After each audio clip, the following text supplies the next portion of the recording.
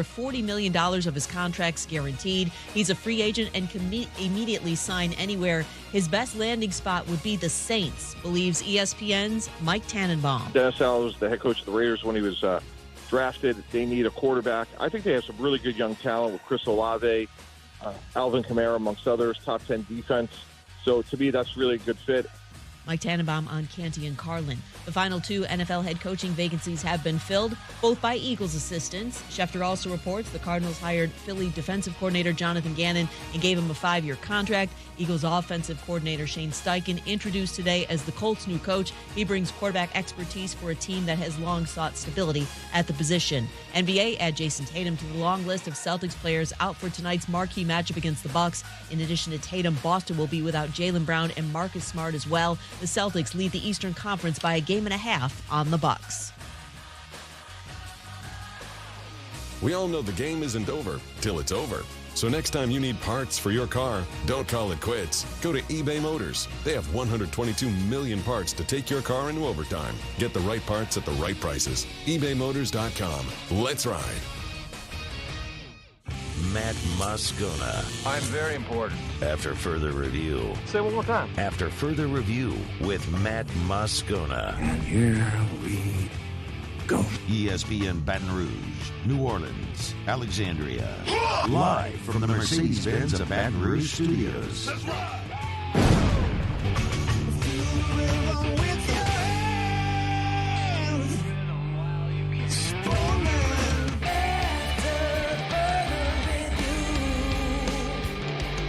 And off we go.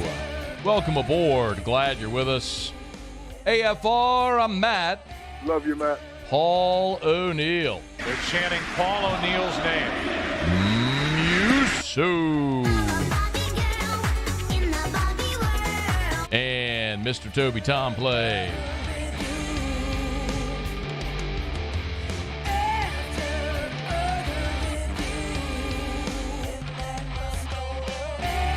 All right, we're here. Glad you are as well. Get out there and make it a good one. Ton to get to. We will react to the Grant Taylor news that he's out. That broke yesterday while we were on the show. Got a little more info. We'll get into some of that in about 15 minutes. Friend Bill Connolly has his SP Plus rankings out. Where are the Tigers? We'll get to that. Anthony Renato in hour number 3. Tiger basketball will look to end their skid. A lot to get to here over the next 3 hours, and glad to have you hanging out with us on AFR. Okay, the news that we have all been waiting for and anticipating would happen right here, 3 o'clock Central Time on this Tuesday, the 14th. Happy Valentine's Day, by the way. Derek Carr, per Schefter and others, the Raiders have officially informed Derek Carr that he's been released. So the team released him before his $40.4 million contract became guaranteed today. So Carr, of course, is now a free agent, and he can sign with whomever he wants. He is expected to draw interest from quarterback-needy teams, including the Saints, quite possibly the Panthers, as Schefter notes, and others. So that is official, that Derek Carr, as we all expected would happen, released by the Raiders. They were done. They moved on. They tried to trade him to see if they could get anything for him before they released him. The Saints were the only team willing to make a deal. Carr would not waive his no-trade clause, so the Raiders will just cut Derek Carr instead of paying him an exorbitant amount of money, and he'll be a free agent ready to sign wherever he may be. Now, the interesting part of this and where it goes next is, what will the list of suitors look like for Derek Carr? There is some school of thought that because Derek Carr has known this for some time, that his representatives may already have the structure of a deal in place somewhere, likely New Orleans. That's what everybody seems to believe, that New Orleans would be the front runner. It's the only place where he took a visit. You know the history. Derek Carr was drafted by Dennis Allen with the Raiders. Clearly, there's still some synergies there, and Allen would like to bring Derek Carr to New Orleans. Again, to stress the point that I've made, I am perfectly okay with the New Orleans Saints signing Derek Carr as a free agent at a approachable price tag. I'll go over what that might look like here in a minute. But I was never going to be okay with trading for Derek Carr because you're giving up an asset to take on a terrible contract. So that contract now wiped away. If you have the opportunity to sign Derek Carr, great. Derek Carr is a better option than Jameis Winston. He's a better option at this point, clearly, than Andy Dalton. He's probably the best realistic option out there. The Saints aren't going to sign Aaron Rodgers. They're not going to get Lamar Jackson. So if Derek Carr is the best realistic option you have and you get him at an affordable price, go do it. Here was Ian Rappaport on the NFL Network today, though, talking about Derek Carr and the fact that this probably isn't done because he may go play the free agent field. Derek Carr expected to be one of the most coveted free agents out there, and in a really interesting way, because no other free agents, if you are not released, you can't talk to anyone right now. You got to wait till the start of the league year, or at least until right before the start of the league year when everyone does the thing where they talk to each other but don't actually do deals because that would be illegal. Derek Carr gets to do all of that as soon as he is officially released today. So he gets to get a jump on it. I would not expect a quick free agency here. I would expect multiple visits.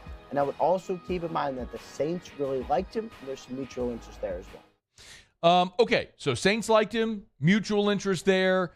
The question becomes, obviously, will Derek Carr sign with New Orleans? Are there other possibilities for the Saints? A big part of that is looking at the list of quarterback-needy teams and seeing who checks what box. We've talked about Houston, they're going to draft a quarterback. The Colts, they're going to draft a quarterback. Carolina, where they're positioned, very likely going to draft a quarterback as well. What about teams like the Jets? Well, they've been linked to Aaron Rodgers. Can they get that deal done? If not, is Carr a possibility there? The Tennessee Titans, what are they looking at?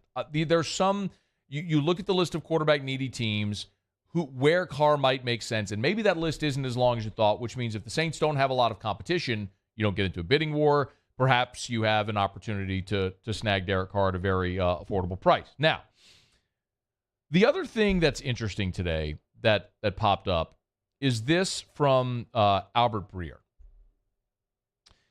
And Albert Breer today over at SI noted that there is another quarterback that the Saints could be interested in if the Derek Carr situation doesn't work out. He writes, another quarterback to watch in free agency for New Orleans would be Baker Mayfield.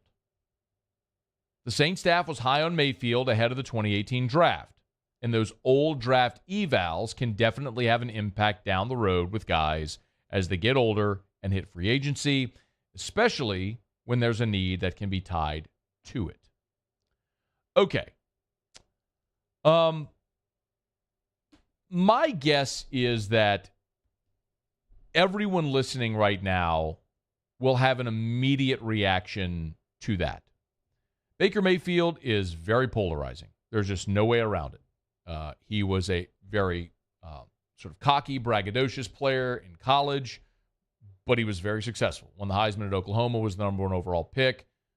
When things steadied in Cleveland, they won a playoff game, looked good. He played through some injuries and probably hurt himself as a result because he played poorly through those injuries, and it probably cost him his opportunity in Cleveland. Went to Carolina this year. Darnold, he wins the job, ultimately loses the job, finishes the year in L.A. with the Rams, and now he's a free agent again.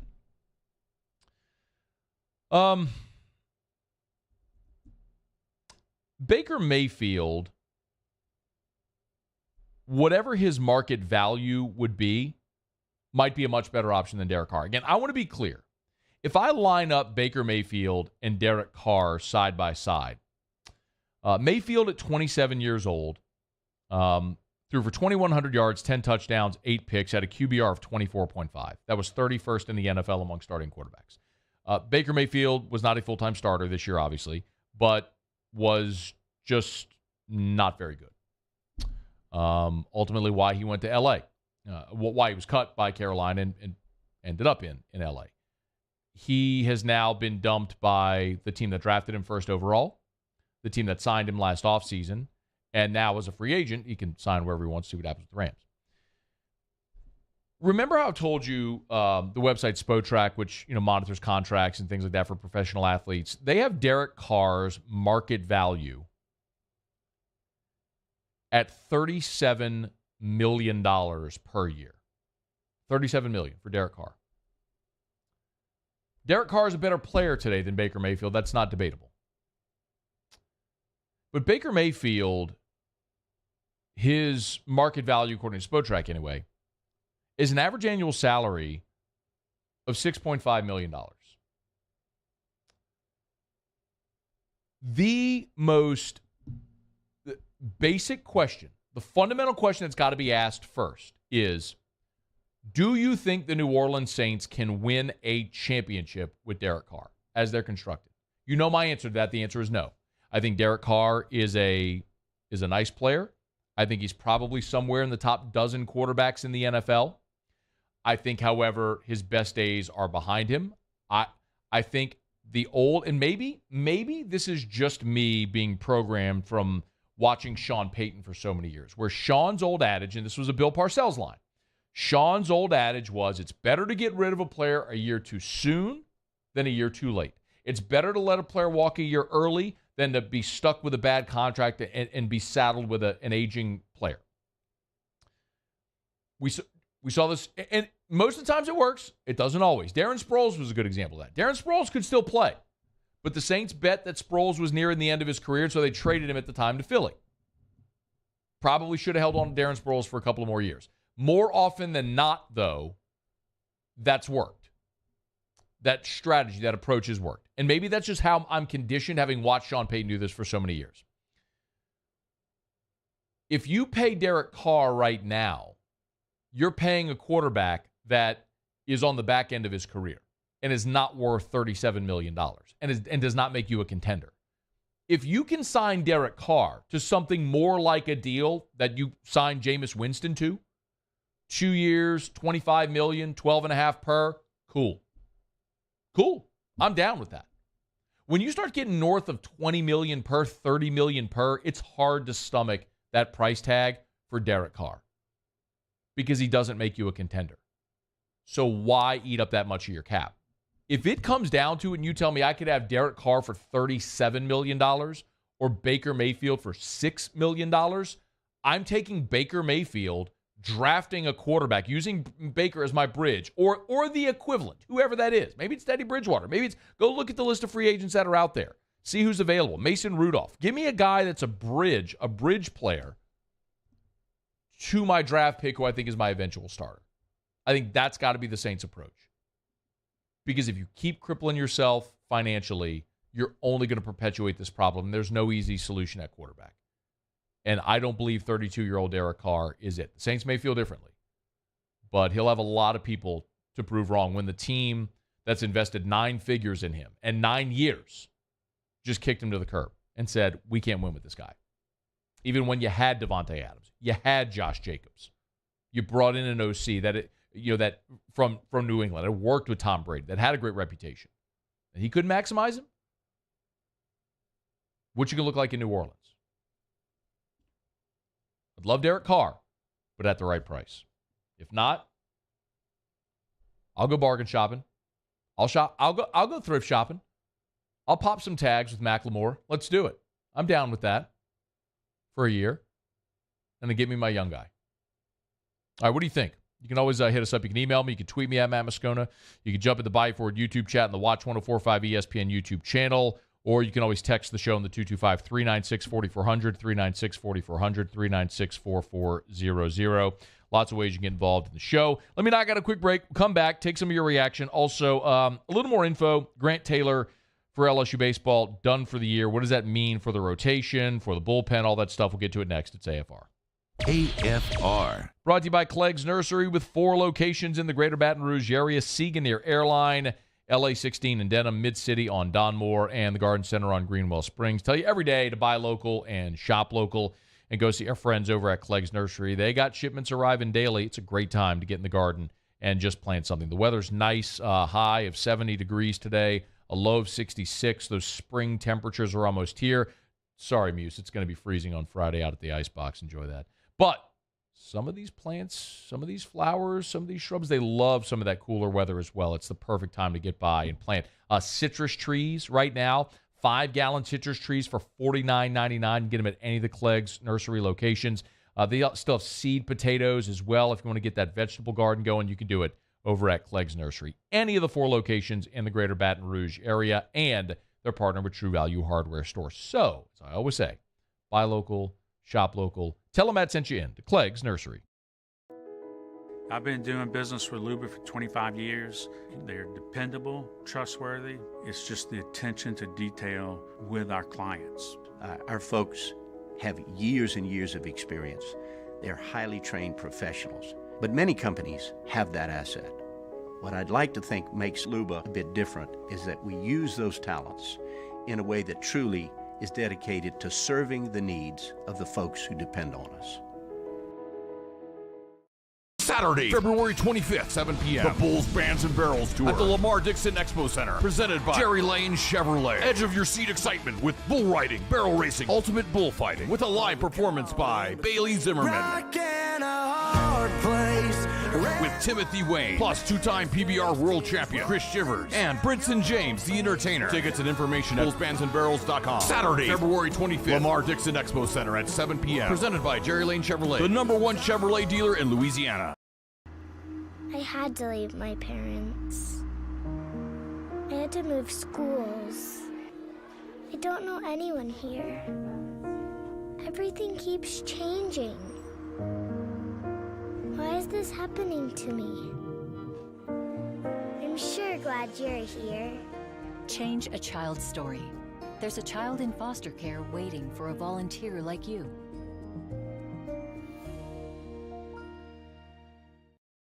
Louisiana. It's a place defined by culture, by pride, by passion, by people who do more than love this place. They celebrate it, elevate it, champion it. They are the individuals who embody what makes Louisiana great. The companies that make Louisiana a better place to work and live. The nonprofits leading transformational change in our communities. Champions of Louisiana are all around us, and LWCC is proud to celebrate them because we've always been Louisiana loyal, supporting the workers, the innovators, the change agents of this great place we call home. Who are the champions around you? Together, we can share their stories. Together, we can help our home state thrive. Together, we are Louisiana loyal. Always.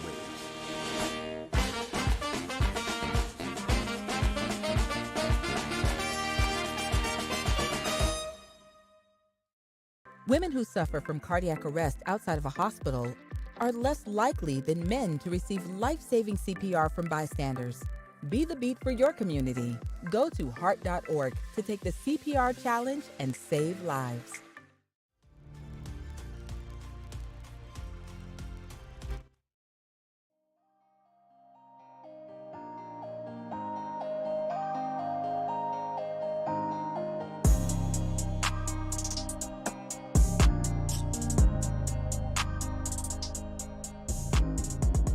After further review with Matt Moscona, ESPN Baton Rouge, New Orleans, Alexandria. Well, we got Graph. We'll get to that here in a little bit. The Pels win last night by the hardest. They led for basically the entire game, and they made it way, way, way more tense in the final minute than it needed to be. But they did prevail by 3. 103-100, I believe, was the final score there in OKC. Thunder had a shot to tie it at the horn, but it was off the mark. So we'll talk some Pels here in just a few minutes. We learned on Monday that LSU sophomore righty Grant Taylor is done for the year. Tore his UCL. That's unfortunate. That, of course, is the Tommy John injury. So Grant Taylor is going to have Tommy John surgery. As a guy that was a very highly projected prospect who is draft eligible, could have left, but things could change. According to Kendall Rogers, that Taylor does, in fact, plan on returning to LSU for 2024. 6'3", 230-pounder out of Florence, Alabama. A year ago as a freshman, was 4-1 on the mound, had an ERA just a sub-6, 39 strikeouts, 31 innings pitched. Of course, last year for LSU, it was a little bit of a revolving door on the mound, especially during the weekends, and it was trying to find guys they could count on. And, Taylor was one of the freshmen that that emerged and apparently has just gotten better and better and better. So, and I'll tell you flatly, yesterday, whenever that news broke and we saw from Kendall Rogers where he noted that Taylor was expected to be part of the weekend rotation, I sort of disagreed with that. I didn't sort of disagree. I did disagree with that on the air because I could tell you flatly that one of the expectations before they started practice was that Grant Taylor would ultimately become this team's closer. It was something that I know this staff really liked, the coaching staff really liked the idea of a big, 6'3", 6'4" right-hander throwing up, 100 miles an hour coming out of the back of the bullpen who has starting experience. That may be where he projects at the next level. But apparently Grant Taylor has had a phenomenal preseason. And as I was told today, Grant Taylor was very likely going to be your Saturday guy this weekend. Paul Skeens, we know, is going to be the Friday guy. And it was very likely that Grant Taylor was going to pitch second this weekend. And whether or not that would have held, don't know. It's a long season, and with so many options like LSU has, there's going to be a little bit of a feeling out process. I think we all understand that and expect that. I mean, Skeens is a transfer, Christian Little, Thatcher Hurd, Ty Floyd's emergence, having a great fall. What would that look like as the season went along? Sometimes you won't know. Chase Shores, a freshman they're very excited about. What would that look like? A lot of times you don't know until they get out there and you hand them the ball when live bullets are flying, and we see. So, Grant Taylor, I think, was going to be your number 2 this weekend. Now, whether or not that held remained to be seen. But the other interesting thing is the freshman Chase Shores continues to turn a lot of heads. And none of this has been finalized, but I wouldn't be surprised, based on a few of the conversations I had today, if freshman Chase Shores is in the rotation this weekend. And I think tentatively they might have him penciled in right now as your number 3 guy.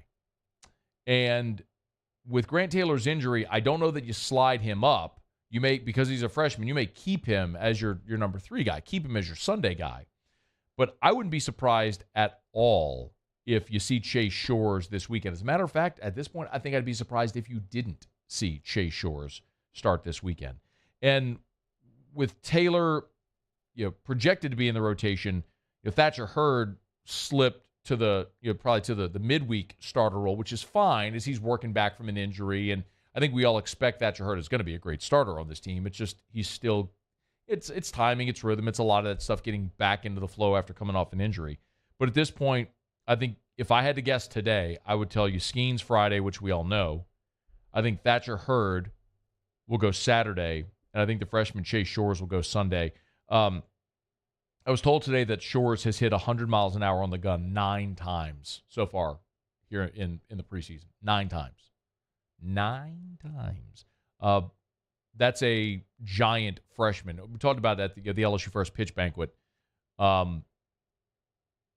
You can't help but notice the super tall guy that's like 6'8". I mean, he's a 6'8" freshman throwing 100 miles an hour.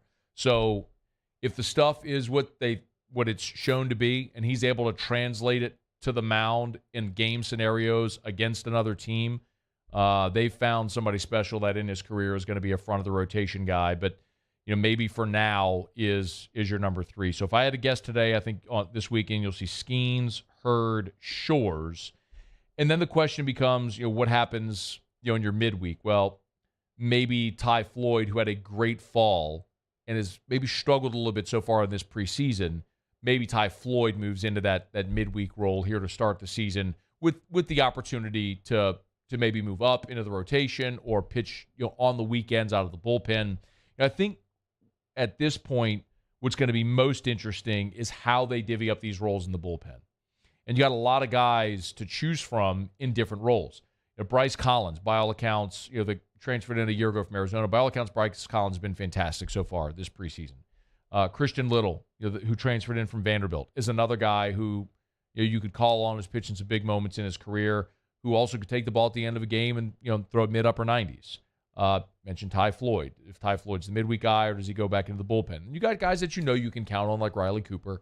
And, another guy that Jay Johnson has mentioned, who's a freshman, is Aiden Moffitt. And when you see Aiden Moffitt, that guy looks more like a defensive end. He is a big, thickly built dude that looks like a football player more than a pitcher.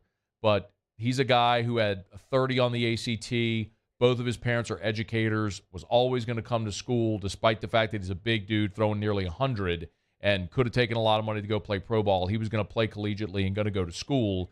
And he's a guy that, if the moment's not too big, you could hand the ball to him at the end of a game and you have a guy that can throw upper 90s coming there in the back end of the ball game. So another name worth keeping an eye on as they move into this weekend. So a little more clarity on maybe what LSU plans to do with Grant Taylor's injury. That's a blow. That's a guy who has all the stuff, great prospect, projecting forward, but is going to be on the shelf. The good news for LSU is there's no shortage of arms there, and I think it's going to really open the door for Thatcher Hurd and Chase Shores this weekend in the rotation. So we'll see when Jay Johnson decides to make that announcement.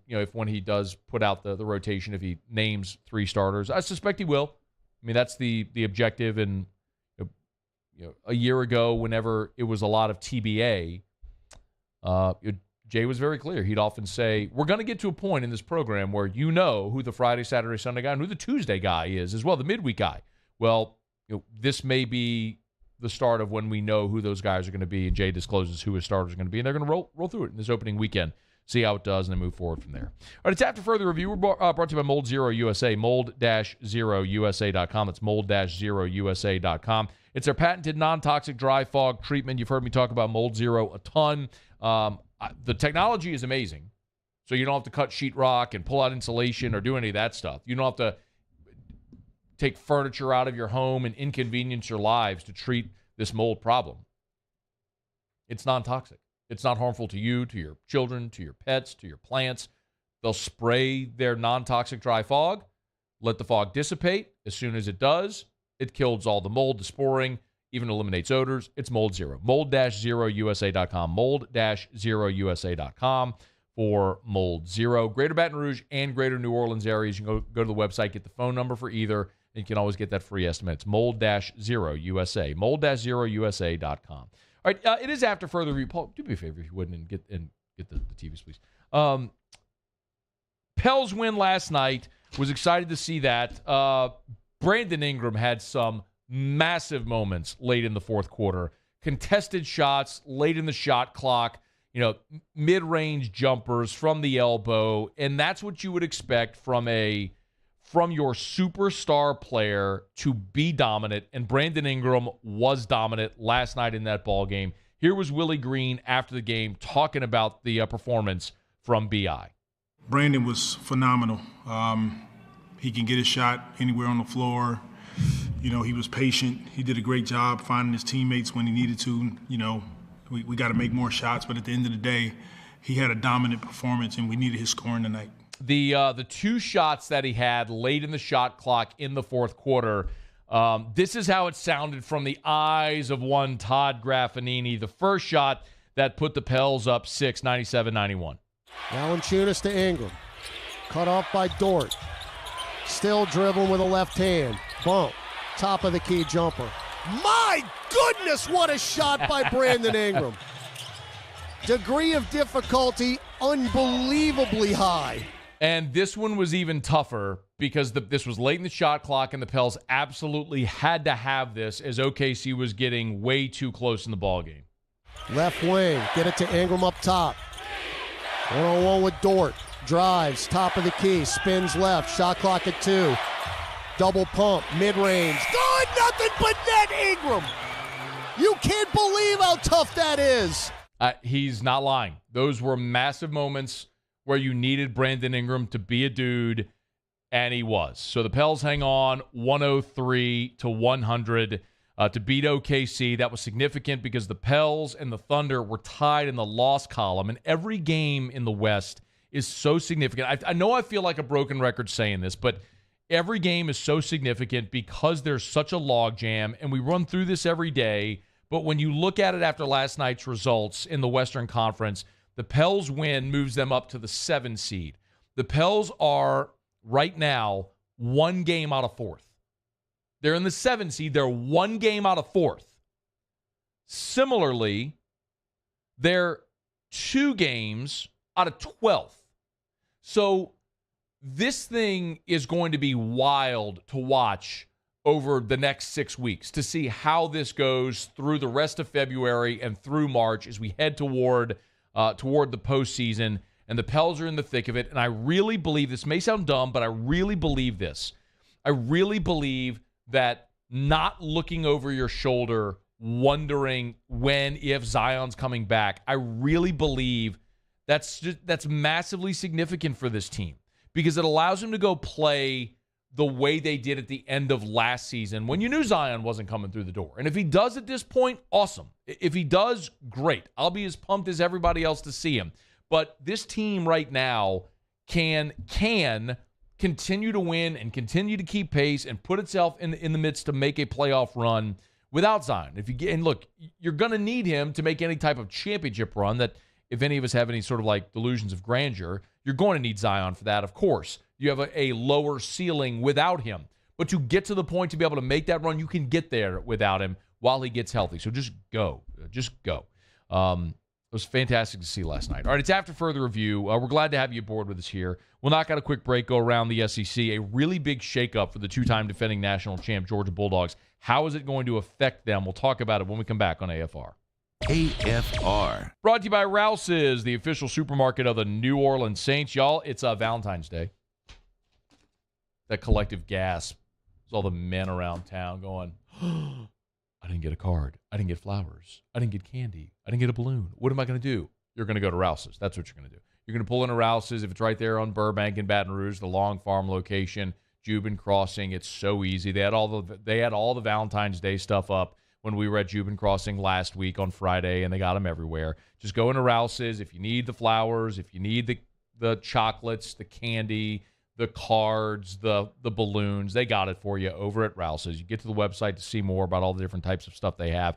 Rouse's.com, Rouse's.com. Rouse's is the official supermarket of the New Orleans Saints. They got a dozen sleeved fresh roses for less than $20 right now at Rouse's. So take care of the lady in your life today, gentlemen. Swing into Rouse's on your way home from work and make her smile. Rouse's.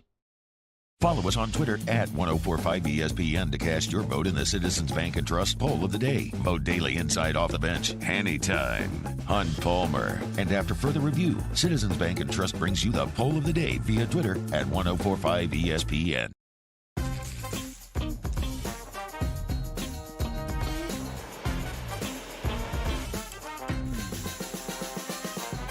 The best kept secret in town is out. Discover Tallulah at the Renaissance Hotel on Bluebonnet. Bayou Chrysler Dodge Jeep Ram has $8,500 off new 2022 Ram 1500s. New 2022 Ram 1500 trucks on our lot now with $8,500 off MSRP. All new Bayou vehicles come with a 1 million mile warranty. If you need sales or service, the crew at Bayou is going to do right. Bayou. I've been doing business with Luba for 25 years. They're dependable, trustworthy. It's just the attention to detail with our clients. Our folks have years and years of experience. They're highly trained professionals. But many companies have that asset. What I'd like to think makes Luba a bit different is that we use those talents in a way that truly is dedicated to serving the needs of the folks who depend on us. Saturday, February 25th, 7 p.m. The Bulls, Bands, and Barrels Tour at the Lamar Dixon Expo Center. Presented by Jerry Lane Chevrolet. Edge of your seat excitement with bull riding, barrel racing, ultimate bullfighting. With a live performance by Bailey Zimmerman. With Timothy Wayne, plus two-time PBR world champion Chris Shivers, and Brinson James, the entertainer. Tickets and information at bullsbandsandbarrels.com. Saturday, February 25th, Lamar Dixon Expo Center at 7 p.m. Presented by Jerry Lane Chevrolet, the #1 Chevrolet dealer in Louisiana. I had to leave my parents. I had to move schools. I don't know anyone here. Everything keeps changing. Why is this happening to me?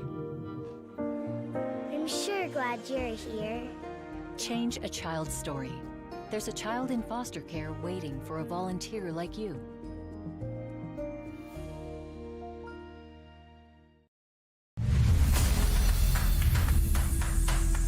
We get it done with strength, commitment, dedication, grit. Let's go, defense!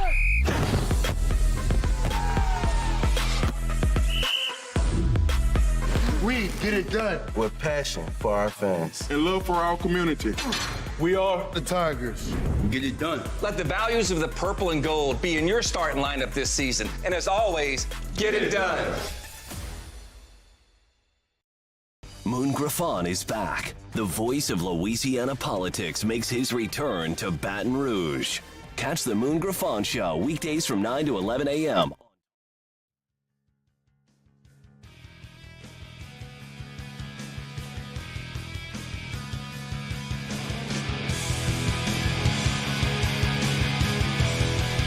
After further review with Matt Moscona, ESPN Baton Rouge, New Orleans, Alexandria.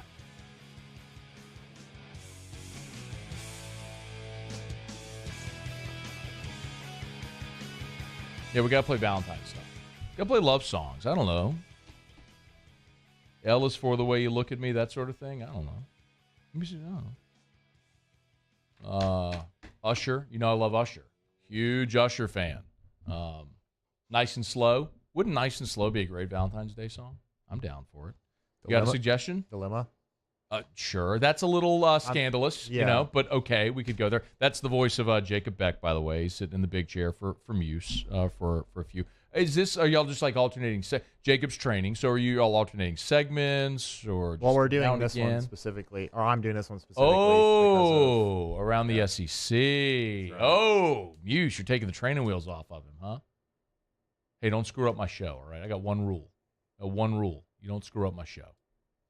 Right, Muse? Mm-hmm. It's my one rule. I break it often. Yeah, Muse breaks it all the time. So actually, it's a toothless rule, apparently. Super Bowl ratings are starting to come in. Pacing right now to be the third most watched Super Bowl ever. 113 million viewers, if you're wondering. The most watched ever, the 2015 game, that was the Patriots-Seahawks when Russell Wilson threw the ball at the goal line instead of giving the ball to Marshawn Lynch. That had 114.4 million viewers. That did not include streaming viewers. Super Bowl 51 in 2017, that was the 28-3 game. The second most watched ever with 113.6. So by the time all of the ratings come in with all of the Nielsen data from all of the different outlets, this could very well become the most watched Super Bowl ever across all platforms. So worth noting. Also, Rihanna's halftime show, 118.7 million viewers, the second most watched halftime show in Super Bowl history. You want to take a guess at the first? Paulie, you go first. What do you think is the most watched halftime show ever? Do you know? I already heard the answer. You know the answer? Then don't cheat. Beck, what do you think? Most viewed. You want to guess? Halftime show? Yeah. Prince? Nope. Muse, you want to guess? Do you know it? Did you see it? What do you think, Muse? Lady Gaga. Good guess. No. On the right track, though. It was Katy Perry in 2015. It was, the shark thing. Why did the Katy Perry thing blow up? That's surprising. That was the game between Patriots and the Seahawks. So maybe that lent some of it there. Yeah, the dancing shark thing with Katy Perry. Forgot about that. How could you forget about that? But the Prince halftime show goes down as one of the best ever, I think. I'll still say Michael Jackson at the Rose Bowl 93. If you go back and watch, and I would highly recommend this to anybody. If you get a wild hair and you go down a YouTube rabbit hole, go watch the Michael Jackson Super Bowl halftime show from 1993 at the Rose Bowl. And the reason I would suggest you go watch it is keep in context that was 30 years ago. Like, there was no CGI. Basically, he filled up the entire Rose Bowl with a halftime show with a bunch of, cutouts. I mean, it's pretty incredible to be able to command that stadium the way he did with none of the super high-tech stuff that's available to performers today. Like, there were no platforms like Rihanna was going up and down in the stadium with like that at the Rose Bowl back in 93. So go check that out if you haven't seen it. It's worth watching. It's worth going down that rabbit hole. U2 at the Dome? U2 at the Dome was sentimental, right? That was 2001. So, well, I guess it was January of 2002, but that was post 9/11.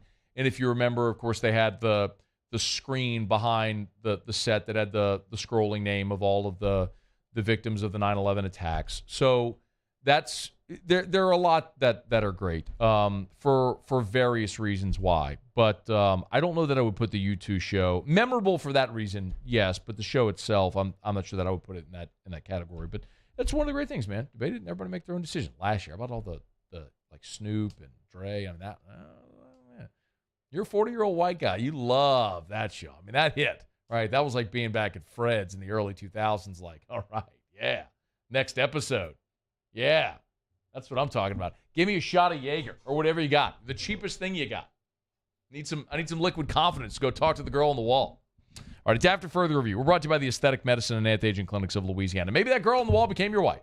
And maybe today you honor her on Valentine's Day. Go to the Aesthetic Medicine and Anti-Aging Clinics of Louisiana. They got an open house there all day today, so it's not too late. You can get by, go meet the doctors, meet the staff. They got great deals all throughout the day today. They have beverages and hors d'oeuvres, so get something to eat, grab a beverage, meet the staff. All day today, the open house over at the Aesthetic Medicine and Anti-Aging Clinics of Louisiana, and everybody that goes in is going to win something for free. I believe they're going to have scratch-offs, so everybody's going to win something when you go today to the Aesthetic Medicine and Anti-Aging Clinics of Louisiana. Baton Rouge, Lafayette, and online, theantiagingclinics.com, theantiagingclinics.com. Okay, we do it every day about this time. Let's go around the SEC. Around the SEC, presented by Gulf Coast Office Products, excellence in imaging solutions. The Georgia Bulldogs. Georgia's next offensive coordinator is Mike Bobo. He's going to take over for Todd Monken. That didn't take long. Monken left for the Ravens, offensive coordinator opening on Tuesday. Bobo spent this season as an off-field analyst for Georgia. He and Kirby Smart were teammates at Georgia. Previously, of course, was the quarterback's coach and offensive coordinator under Mark Richt. Bobo's 2014 offense averaged 41 points per game, and then, of course, left to become the head coach at Colorado State, where he bombed. He spent the 2020 season as the OC at South Carolina before getting fired. The Ole Miss Rebels. Markel Blackwell is leaving Ole Miss to take the same position on Jimbo Fisher's staff in Oxford. He's leaving after just one season in Oxford. So Blackwell, of course, helped coach freshman running back Quinshon Judkins to Freshman of the Year honors. A&M will be Blackwell's 8th collegiate stop in a coaching career that started in 2006. And now Lane Kiffin has a late void to fill on his staff. The Vanderbilt Commodores. Vandy's landed their first commitment for the 2024 class, and it's quarterback Jeremy St. Hilaire. St. Hilaire does not have a rating in the 247 composite, and Vanderbilt is his only Division I offer. The Doors did not take a quarterback in 2023 after taking 3 of them in 2022. That is poor roster management, Clark Lee. St. Hilaire is 6'3.5", 215 pounds. And, again, that's first commitment for the 2024 class. The Alabama Crimson Tide. And Alabama center Charles Bediako injured his knee against Auburn over the weekend. His status for the game Wednesday against number 10 Tennessee is day-to-day, according to Nate Oates. He's averaging 5-5 this year, but really known more for his defensive presence. If Bediako can't play on Wednesday, Oates said senior Noah Gurley would get the start for the Crimson Tide. All right, there you have it. That is Around the SEC, presented by Gulf Coast Office Products. Shout out to our guy Trey Beal and our friends at Gulf Coast Office Products online at gcopnet.com, gcopnet.com for Gulf Coast Office Products. Face-to-face sales service after the sale, that's what you get at Gulf Coast Office Products. And ask about interactive whiteboards. This became so important during COVID when people were working remotely, and so many businesses have continued to work remotely, either if it's with clients to collaborate or with your employees working remotely. Interactive whiteboards are a phenomenal option, and there is an option for every size business. If you're a 2-3 person business or 300,000 person business, interactive whiteboards are a great option. Check them out at Gulf Coast Office Products, gcopnet.com. Okay, y'all, it's After Further Review. I'm pretty excited about this. 15 minutes from right now, we'll talk about the SP Plus rankings. Bill Connolly's rankings are out. That, of course, ranks every team in college football by taking the average of 3 different criteria. I love going through that because it's a metric. It is an objective data point. It's not subjective. There's nobody's opinion. These are objective data points, and it's always interesting to see what the computers spit out and how that compares or contrasts to what people think. So we'll get to that here in about 15 minutes. Feinswog will talk beer. Anthony Renato to start hour number 3 He had Tommy John back in the day. We'll talk about recovery from that, what it means for Grant Taylor, what it means for the LSU staff. We'll have the big fellow with us coming up in hour number 3. All right, glad you're here. We'll continue and wrap up hour number 1 on AFR. AFR. Brought to you by Darren James and Associates, brokered by eXp Realty. Every home listed by every company, all in one place. You know where to find them, agent225.com. I want to remind you that working with Darren James obligates you to nothing. A lot of people wonder, man, what if I hire a realtor and we're not getting showings, we're not getting any movement on the house, then we're stuck in this 6-month contract or whatever it may be. What do we do? Well, with Darren James, you never have to worry about that, because if at any point you're not thrilled, he'll let you out of a contract free and clear, no questions asked. With Darren James, he's got a love it or leave it program. If you buy a home from Darren, if for whatever reason you have to sell that home within a year, you have to move within a year, Darren will sell your home for free for his half of the commission. It doesn't matter if it's $50,000 house, $50 million house. Darren has a way of making you feel like you are his only client.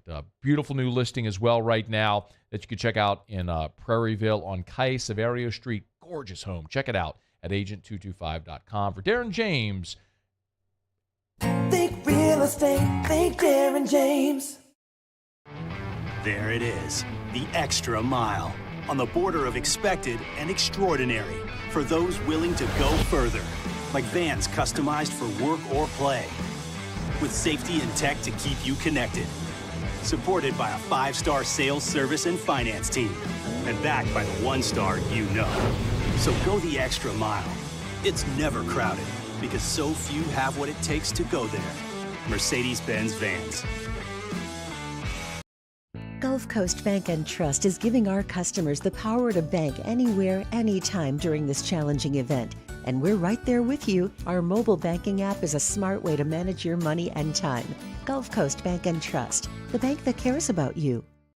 I'm Chris Nakamoto, and here's what I'm working on for my stories on WBRZ Channel 2 tonight. A teacher at Northeast Elementary is out of a job after roughing up an 11-year-old at school.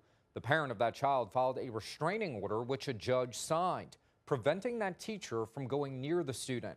Problem is, that teacher instructed the child, and it wasn't until the WBRZ investigative unit started asking questions that the school system confirmed the teacher is no longer employed.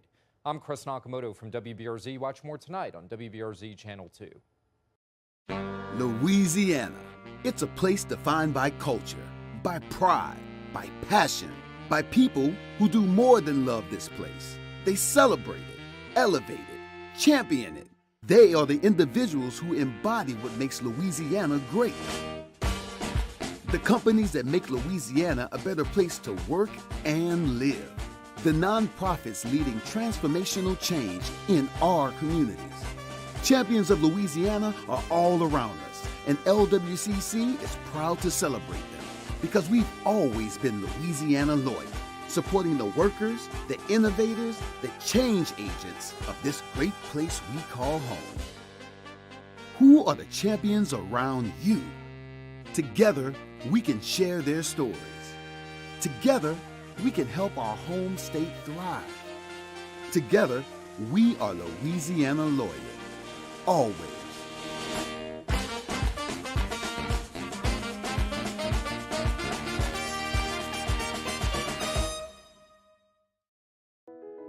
I've been doing business with Luba for 25 years. They're dependable, trustworthy. It's just the attention to detail with our clients. Our folks have years and years of experience. They're highly trained professionals, but many companies have that asset. What I'd like to think makes Luba a bit different is that we use those talents in a way that truly is dedicated to serving the needs of the folks who depend on us. Saturday, February 25th, 7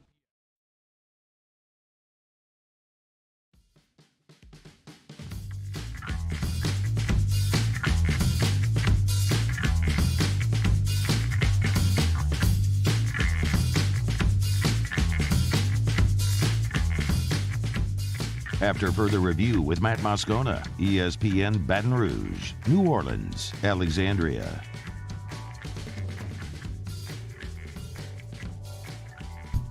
All right, wrapping up hour number 1. Todd Monken, if you missed the story, we talked about it just now and around the SEC. Todd Monken is leaving Georgia. This is a potentially very, very, very significant news in the landscape of college football. So If you're not familiar, you should. Like, Todd Monken has ties to Baton Rouge as well from his time at LSU. But Todd Monken has deep college ties. He's had a successful NFL run as well. He was the OC in Tampa with Jameis and with Ryan Fitzpatrick. I think they led the league in passing. That was the year Jameis led the league in passing when Monken was his OC. Yeah, that was 2018.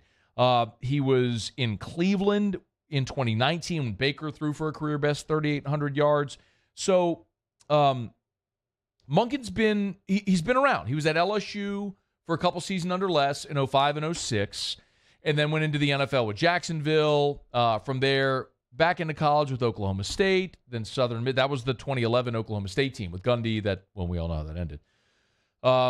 Then became the head coach at Southern Miss for a few seasons and back into the NFL at the Bucs, the Browns, and then to Georgia for went back into the college ranks in 2020 and has been in Georgia now for 3 years, the last two, of course, winning the national championship and helping Stetson Bennett become the Heisman Trophy winner and back-to-back national champs and all that sort of stuff.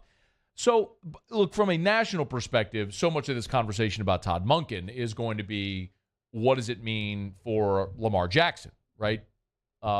And I understand why nationally that's going to be the conversation.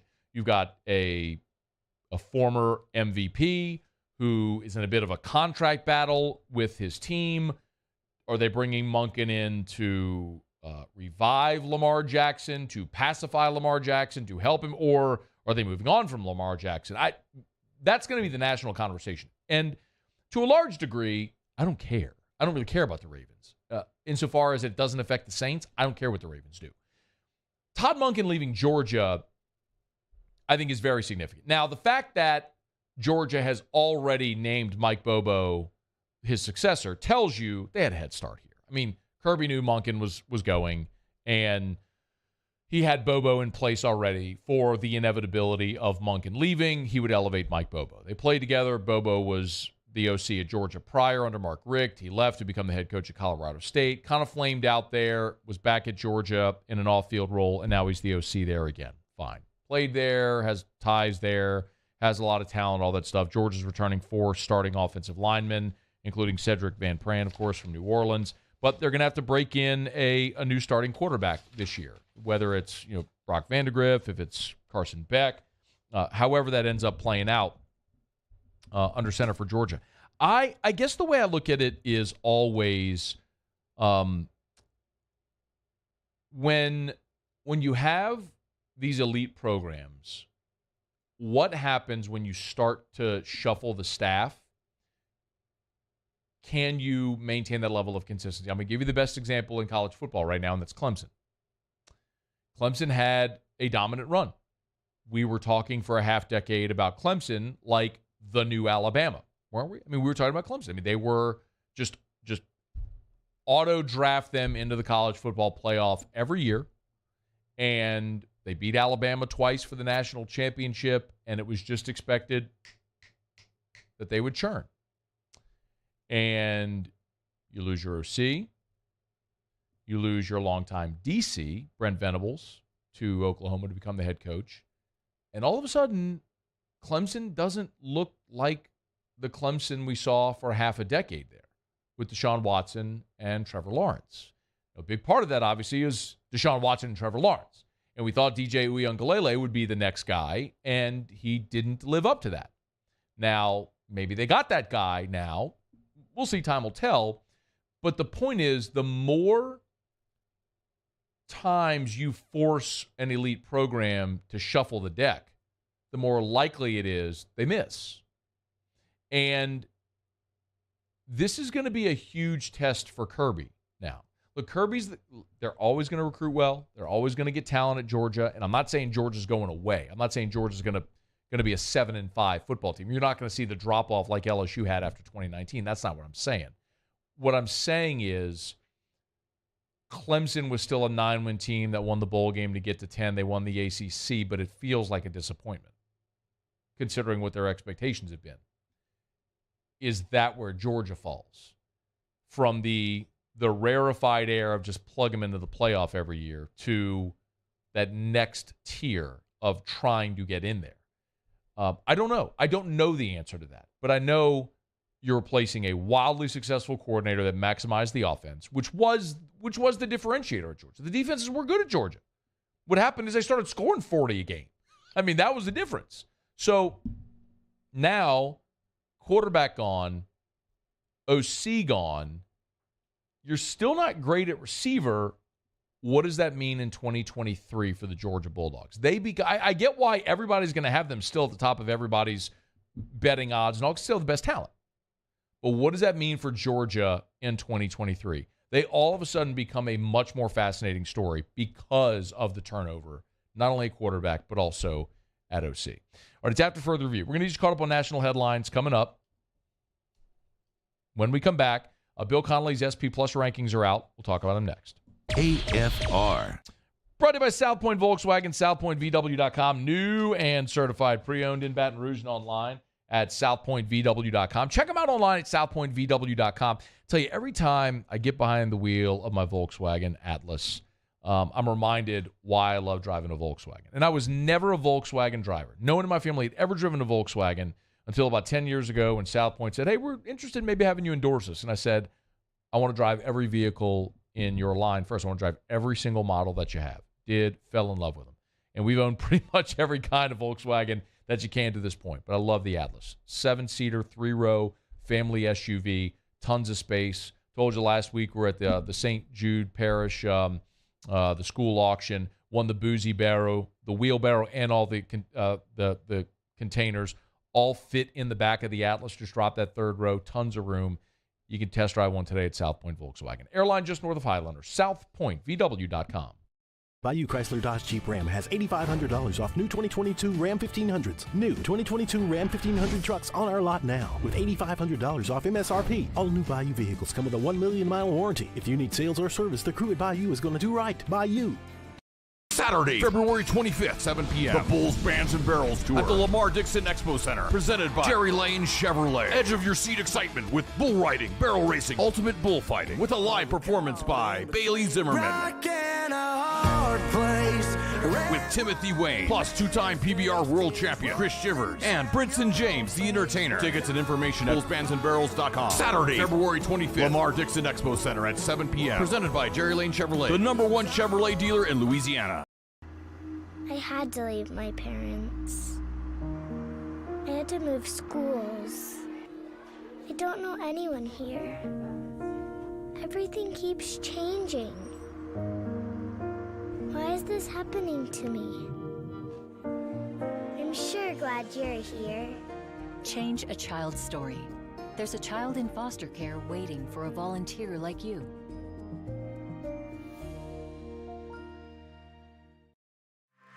Women who suffer from cardiac arrest outside of a hospital are less likely than men to receive life-saving CPR from bystanders. This is especially true for Black and Latino women. Be the one in your family to help change this statistic by taking the American Heart Association's challenge to learn CPR. Be the beat for someone you love. You can make a difference when it matters most. Go to heart.org today to take the CPR challenge and save lives.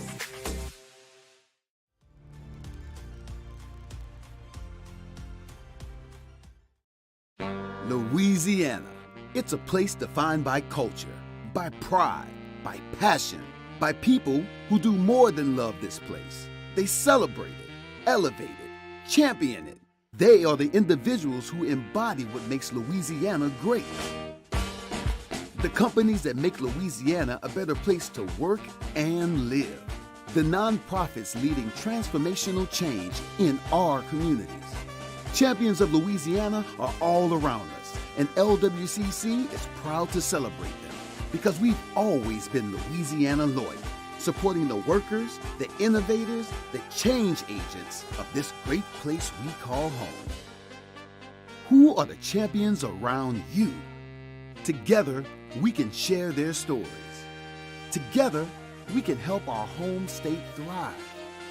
Together, we are Louisiana loyal. Always.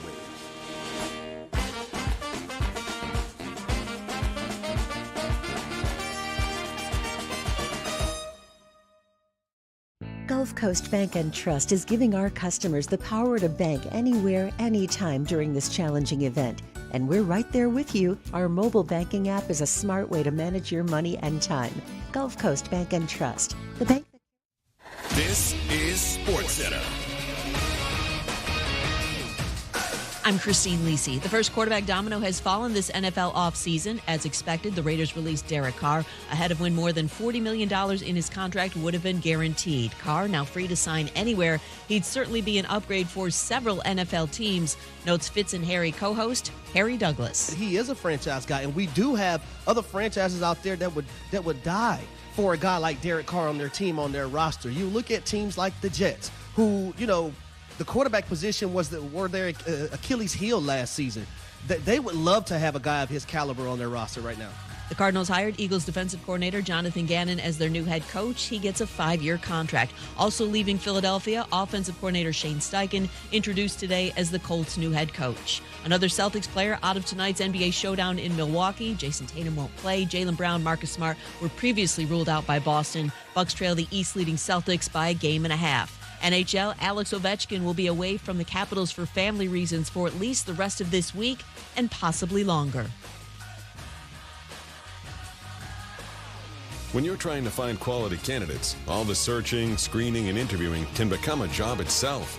You need Indeed, the all-in-one platform that makes it easy to interview, screen, and hire quality people. Visit Indeed.com/credit. Matt Moscona. I'm very important. After further review. Say it one more time. After further review with Matt Moscona. And here we go. ESPN Baton Rouge, New Orleans, Alexandria. Live from the Mercedes-Benz of Baton Rouge studios. That's right.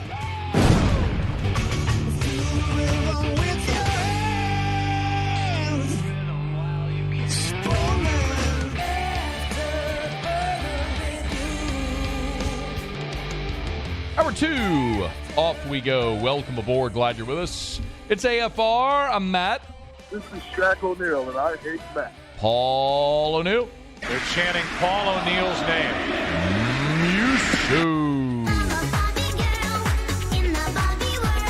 And Mr. Toby Tomplay.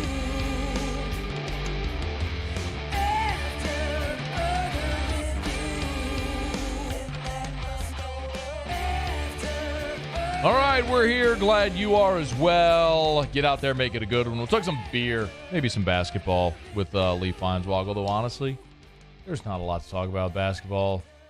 Anyway, we'll talk to Lee in about 15 minutes. Anthony Renato, 1 hour from right now. I do want to talk with him about the UCL injury Grant Taylor suffered. Renato is a Tommy John guy, so what's it like coming back from that? Realistically, what can you expect? Take a look at LSU's team for 2023 and beyond. Renato and I got to talk to the team earlier this year, so I'm curious. Love his perspective. We'll get to that in 1 hour from right now. Oh, by the way, this is confirmed now. SEC has implemented some new initiatives and rules for the 2023 baseball season. So just very quickly, there's going to be a between batters clock. So there will be a 30-second timer between hitters. So whenever the prior play ends, if it's a strikeout, an out, a base hit, whatever, at the umpire's signal, a 30-second clock will start for the next hitter to be in the box ready to roll. There's going to be a mound visit clock of 30 seconds. From the time the coach exits the dugout, 30 seconds. Meaning the slow trot, no more. You better get out there to the bunt. Like, you're not buying time for your guy in the bullpen anymore. And then the pitching change clocks, 2 minutes and 30 seconds when a new pitcher is entering the game. So the other and maybe more significant news is there is a 10-run rule now for conference games. So a game will be stopped after 7 innings if one team is ahead by at least 10 runs. I like that. It's still college baseball. You still have limited staffs. There's no sense in taxing pitching even further. If you get to that point where the game's a blowout, I'm okay with the run rule. I'm okay. Yes, I am okay with the run rule in college. Be done with it. You do it in the SEC tournament. You should do it throughout the season. It's fine. I'm for it. There's also a weather policy now. So if the traveling team does not have classes the following day, then the travel time waiver restrictions, all that stuff are waived. So you can resume or begin a game later. You just can't begin it after 10 p.m. or resume it after midnight. So just some common sense policies that I think we could all get on board with. It'll be interesting to look at the clocks, right? The between batters clocks, the pitching change clocks, all that stuff, how that all plays out whenever we see it. But just a few things to keep in mind as the college baseball season gets started this weekend. Tigers on Friday night at home at the Box. It is never a bad time to mix in a little college football talk.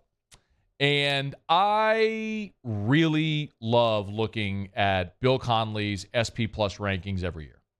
I think Bill does a good job. I want to reiterate that this is not the be-all, end-all. It is just a metric, and it is a objective metric. This is not subjective. This is nobody's opinion.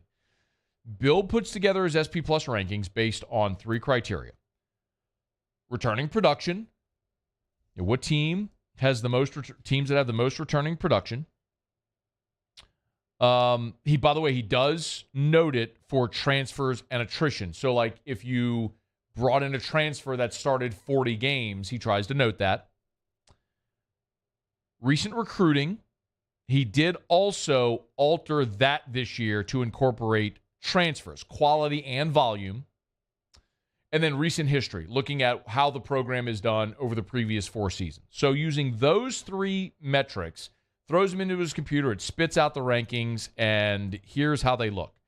And to me, it's always interesting to look at this to see what sort of validates or invalidates our eye test, the things we think and know. For example, you look at the top 4, and it all checks out.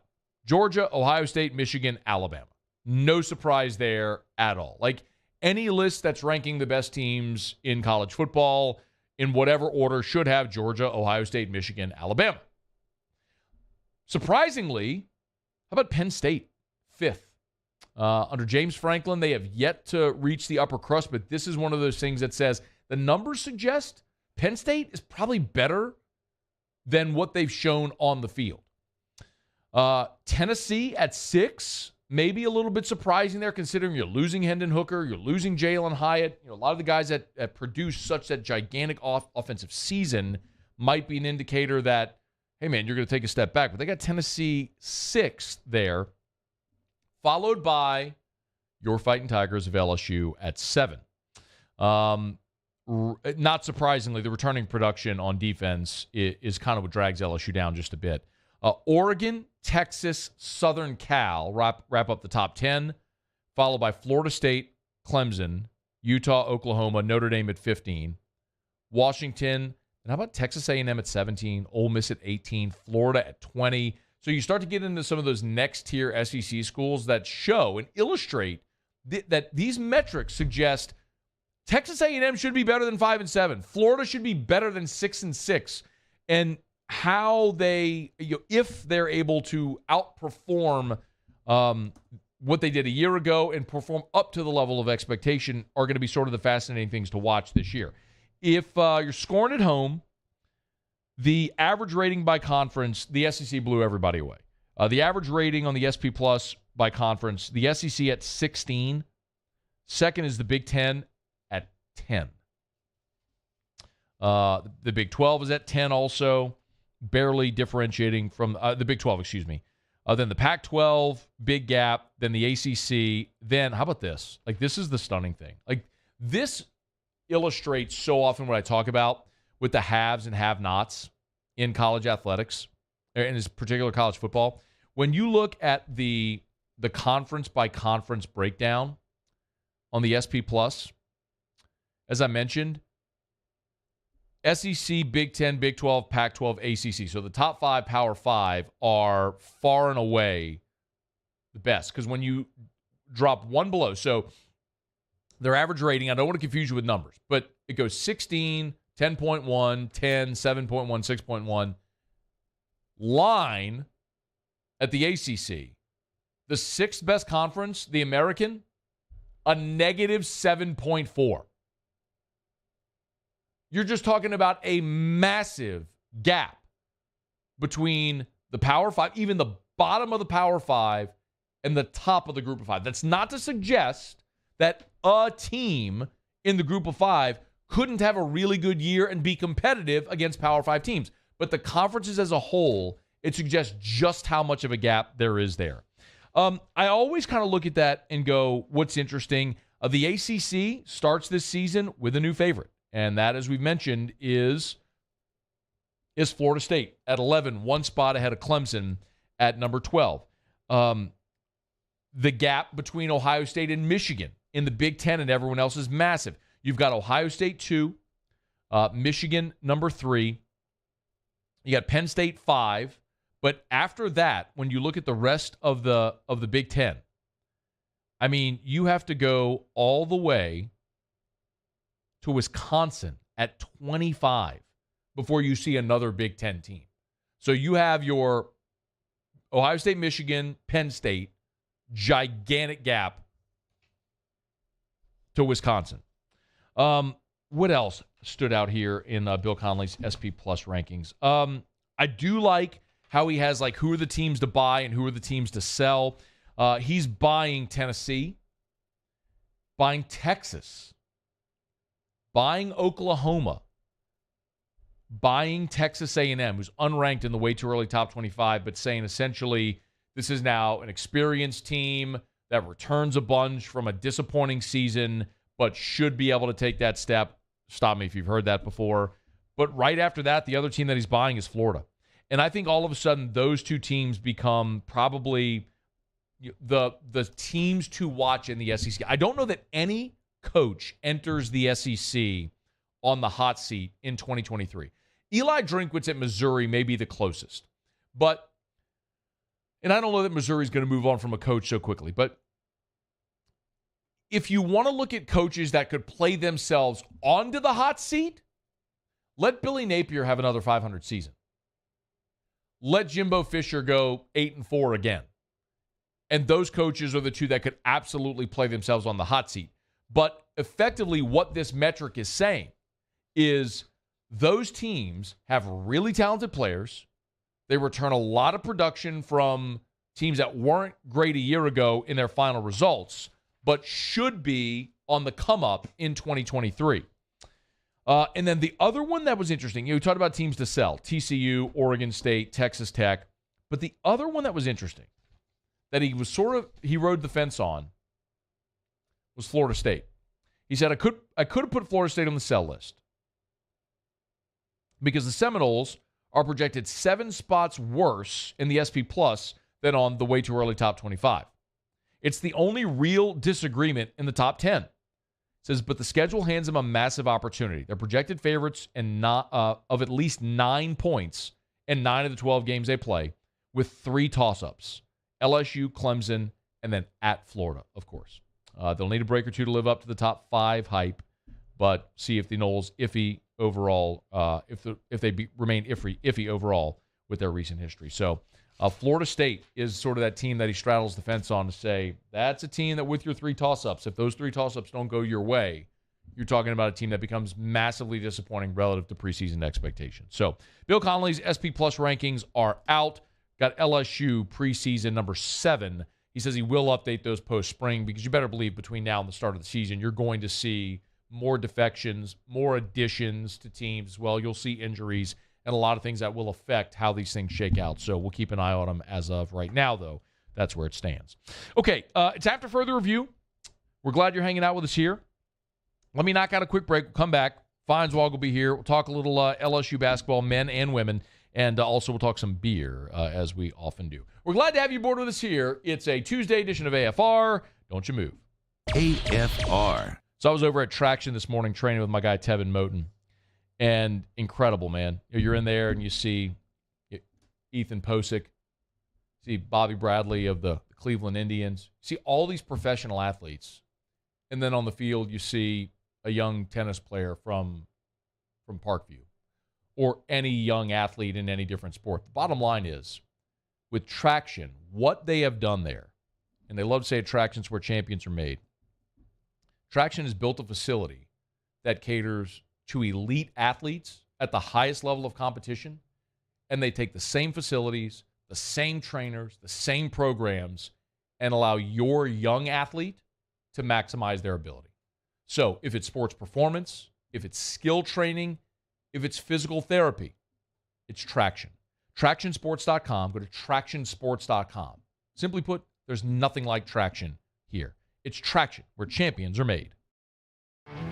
There it is, the extra mile, on the border of expected and extraordinary, for those willing to go further, like vans customized for work or play, with safety and tech to keep you connected, supported by a 5-star sales, service, and finance team, and backed by the 1-star you know. So go the extra mile. It's never crowded, because so few have what it takes to go there. Mercedes-Benz Vans. I've been doing business with Luba for 25 years. They're dependable, trustworthy. It's just the attention to detail with our clients. Our folks have years and years of experience. They're highly trained professionals. But many companies have that asset. What I'd like to think makes Luba a bit different is that we use those talents in a way that truly is dedicated to serving the needs of the folks who depend on us.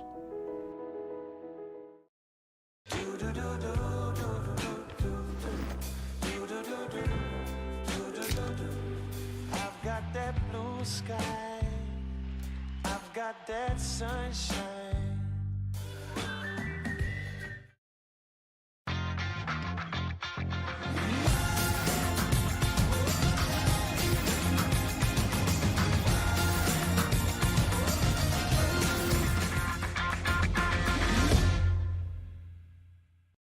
Hi, I'm Brandon Landry, founder and CEO of Walker. Hi, my name is Dr. Craig Green. This is Ryan Terrio with HUDCORoofing.com. Hey, it's Matt Moscona. No matter how big your commercial roofing job, HUDCO can help. My patients come to me because they trust that I can get the job done at a high level. Ryan Terrio and Richard Tilley have the same level of trust when it comes to roofing. If you have a roofing issue, call HUDCO Roofing. Give us a call, 364-1007, and we'll come to your house and give you a free inspection. Louisiana. It's a place defined by culture, by pride, by passion, by people who do more than love this place. They celebrate it, elevate it, champion it. They are the individuals who embody what makes Louisiana great. The companies that make Louisiana a better place to work and live. The nonprofits leading transformational change in our communities. Champions of Louisiana are all around us, and LWCC is proud to celebrate them because we've always been Louisiana loyal, supporting the workers, the innovators, the change agents of this great place we call home. Who are the champions around you? Together, we can share their stories. Together, we can help our home state thrive. Together, we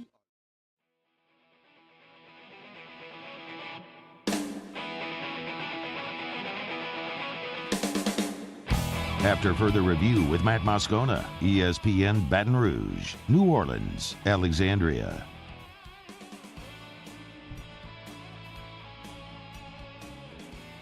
Love that jam.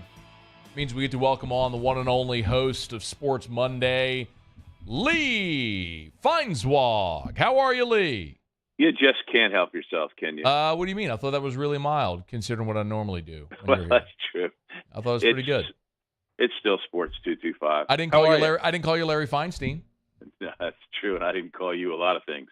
How are you? Good. Better than the LSU basketball team. Ooh, that's rough. How about that? That is rough. Are you watching them at all, by the way? You know, I watch a lot of things as the second event, you know, off to the side on the 60, and then watch whatever I'm watching on the 82. So the 60 will be on the side with no sound. And LSU basketball, unfortunately, has relegated itself to no sound a lot. Yeah. Although I did watch a lot of I watched the whole second half of the Texas A&M game with the sound on. I didn't, you know. So the second half was better than the first half. Obviously, the first half was atrocious. I think they scored 17 points in the first half. But they actually showed a lot of pride and rallied in the second half. What did they do differently? Like, what did you like from the second half? I can't remember.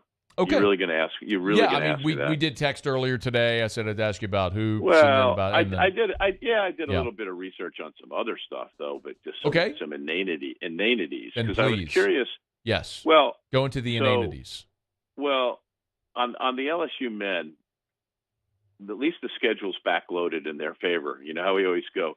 So not that it's going to salvage the season, but at least they're playing some of the worst teams in the league just above them, right? Sure. Like LSU's got 1 win, South Carolina, Ole Miss at 2 wins each, and LSU's got 2 of their last 6 games against those teams.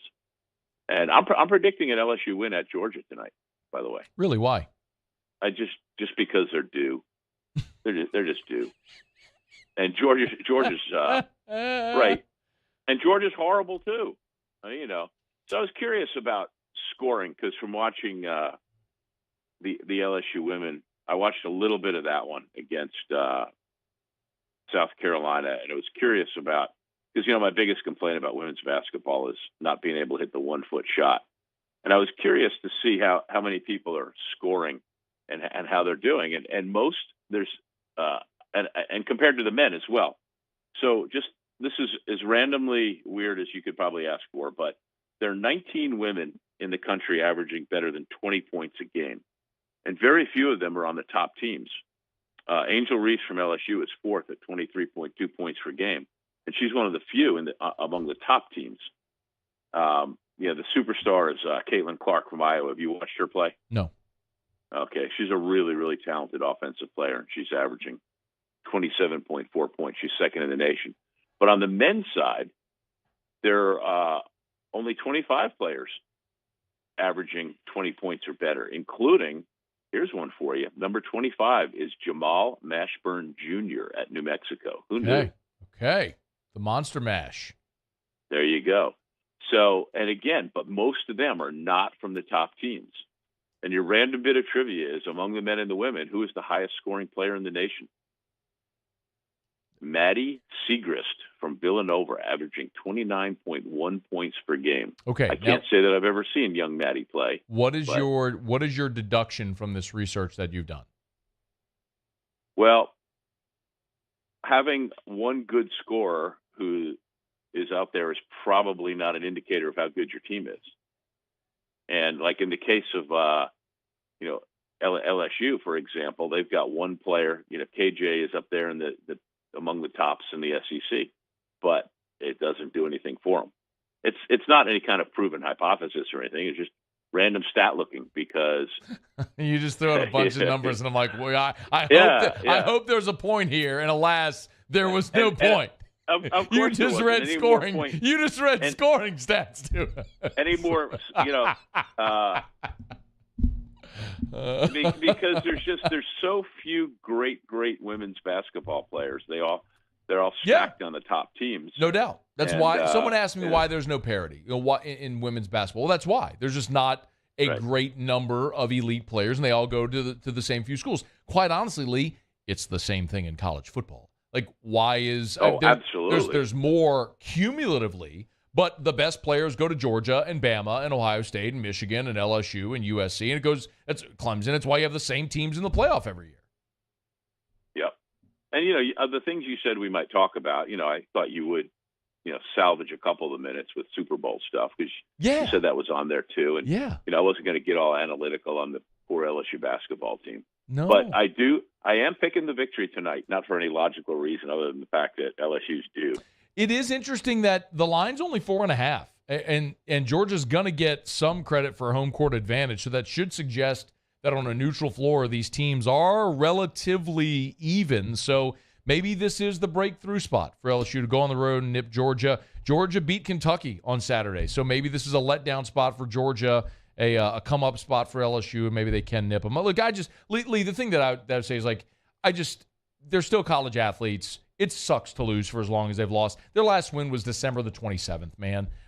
That's a long time. It's been like 2 months. I mean, I would love to see these guys just experience winning again, to go to practice every day, to work like you do. and just to keep going and get your heads kicked in because you're just not as good as the teams you play. It's brutal. And you're right. The league office, look, the schedule's got to be made a certain way, and it was brutal for LSU. I mean, this stretch was just heinous, and we all knew it when we looked at it, and it's been as heinous and probably more so than we thought. So, you used heinous twice. Good I word. like the word heinous. Yeah, but and let's hope for their sake, because for what they've had to go through, that with this lower end of the schedule facing them last, let's see, there's 1, 2, 3, 4, 5 games left, right? Georgia, South Carolina, Vanderbilt, Ole Miss, and Missouri, and all of them are winnable games. Yeah, for sure. Yeah. Probably not Missouri, but maybe LSU somehow sneaks out 2 or 3 of those and has a little momentum. And oh wait, I forgot about Florida ended it regular season. No. Not going to win at Florida end of the regular season. But LSU's the kind of team. Florida's got their issues too, man. Yeah, LSU's the kind of team that could win a game in the SEC tournament just to mess things up a little bit. Yeah. All right. Happens every So year. Super Bowl. What type of beer did you drink for the Super Bowl? Well, the commercial that I liked the best was the Caddyshack with that Ultra. But I'm not one who's ever been influenced by buying or anything.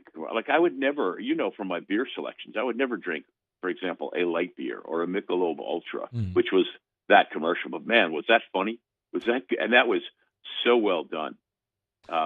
Yeah, I didn't love it. It's just because you're old and you're old enough to probably have seen Caddyshack in the movie theater. So it tugged at your emotional heartstrings. Yeah, and I've got the Caddyshack poster autographed by like Bill Murray and stuff on the wall here, next to the slap shot. So it's why, look, I loved the Will Ferrell commercial. It was like an EV thing, but it was just because I love Will Ferrell. So and the whole zombie thing, but that was But there was nothing there none of those commercials made me think that I'm going to procure any of their products because of it. Like, for example, the Pepsi commercials, Steve Martin, funny guy, but I don't drink Pepsi. In fact, the only soda that I ever drink is occasional root beer. Yeah. You a soda drinker? Not really, but a giant part of marketing is, and people say, "Oh, I'm not influenced by ads." Yes, you are. We all are. A giant part of marketing is just branding to become aware of products. It doesn't mean you're going to go run and buy a Pepsi today, but awareness is a huge thing. It's part of branding. Like whatever shirt you're wearing right now, like whatever shoes you're wearing, whatever's in your refrigerator, like the decision you made to buy something or the place that you decided to shop was marketed to you in some way. So yes, we're all a product of marketing. Everything we do is a product of marketing. Oh, you are correct. The M&M commercials were good. And by the it's funny, like the ones you met. So the USA Today, they do the ad meter. The M&M one was like the second to lowest rated, and the Caddyshack was like middle of the pack to bottom. Wow. So, what got their highest rating? The highest was the farmer's dog, the dog food one, where they it looks like they're going to put the dog in the kennel, and then ultimately they get the dog. They get a second dog, so the dog has a friend. That was the highest rated. Well, the one thing I will say is that whenever any of you have listening out there want a pet, please adopt a dog. There are so many places that need you to help out. Both of my dogs are adopted dogs. Or if you want to get a dog from a breeder, you can do that too. Yes, but please think adoption first. Or get a dog from a breeder. Do whatever you want to do. I had 2 boxers. I love boxers. I would go back and get boxers from a breeder again. I knew one of your boxers. I know. Which one? Did you know one? Did you ever watch the video I told you about last week that I posted of Granite making the catch on the run? What? Yeah, Granite, my dog. I told you that last week. Granite running an out pattern and made a great no-look catch of a tennis ball. Oh, where is it? It's on there somewhere. It's on Twitter, Facebook, one of them, Both of them, probably. Indeed. One of the rare things I ever posted. All right, before we talk about beer, what about the game itself, Super Bowl? Anything else stand out that you enjoyed? Did you enjoy I thought Super Bowl was great theater, start to finish. What did you think? Absolutely. Good fun football game. Yeah. Good gutsy performances by a lot of guys. The little running back from Kansas City, God, is he spunky? Yeah, Pacheco. And Mahomes, you have to admire how tough he is mentally and physically, and how he brought him back. And both teams played well. There wasn't too many things where you went, the missed field goal ended up looming pretty large towards the end of the game. But the Chiefs won with him getting that second attempt and getting the field goal. Mm-hmm. And there was a couple of instances. It's 2 whole days ago. My mind, but there was a play. There was a play with about 4.5 minutes to go where a Chiefs player went out of bounds unnecessarily, and I thought, wait, you're supposed to be trying to have this last drive that'll ice things up, and so that made it a little bit more dramatic until the penalty. Yeah. I was glad that the official who they had on the crew said, look, he grabbed him. He grabbed him early on the jersey, and then he had his hand around his waist. He did. Could he have let the play? Could they have let the play go? Sure, but could they have called it? Sure. Yeah. Even James Bradbury, the defensive back, said, "Yeah, it was a hold. I was hoping I'd get away with it, but it was a hold. It was a hold. It was a hold." Do I wish it didn't come down? Of course, we all wish that it was clean, but it wasn't. They threw the flag, and they were justified in doing so. But it's still a great game and great theater. Did you love Rihanna? I liked Rihanna. I can't say I'm a fan and know much of her music, but when the show started, and I was like, wait. Those platforms are coming out of the ceiling. What the hell? I know. That was pretty like, whoa, that was jaw dropping. And those little guys in the white suits had to be really tired by the time that show was over. That was some hard dancing. It was, man. That was like a 15-minute cardio workout is what that was. Oof. I think it should have actually went 19 minutes. Oh, is that how long it went? It was good. It was cool.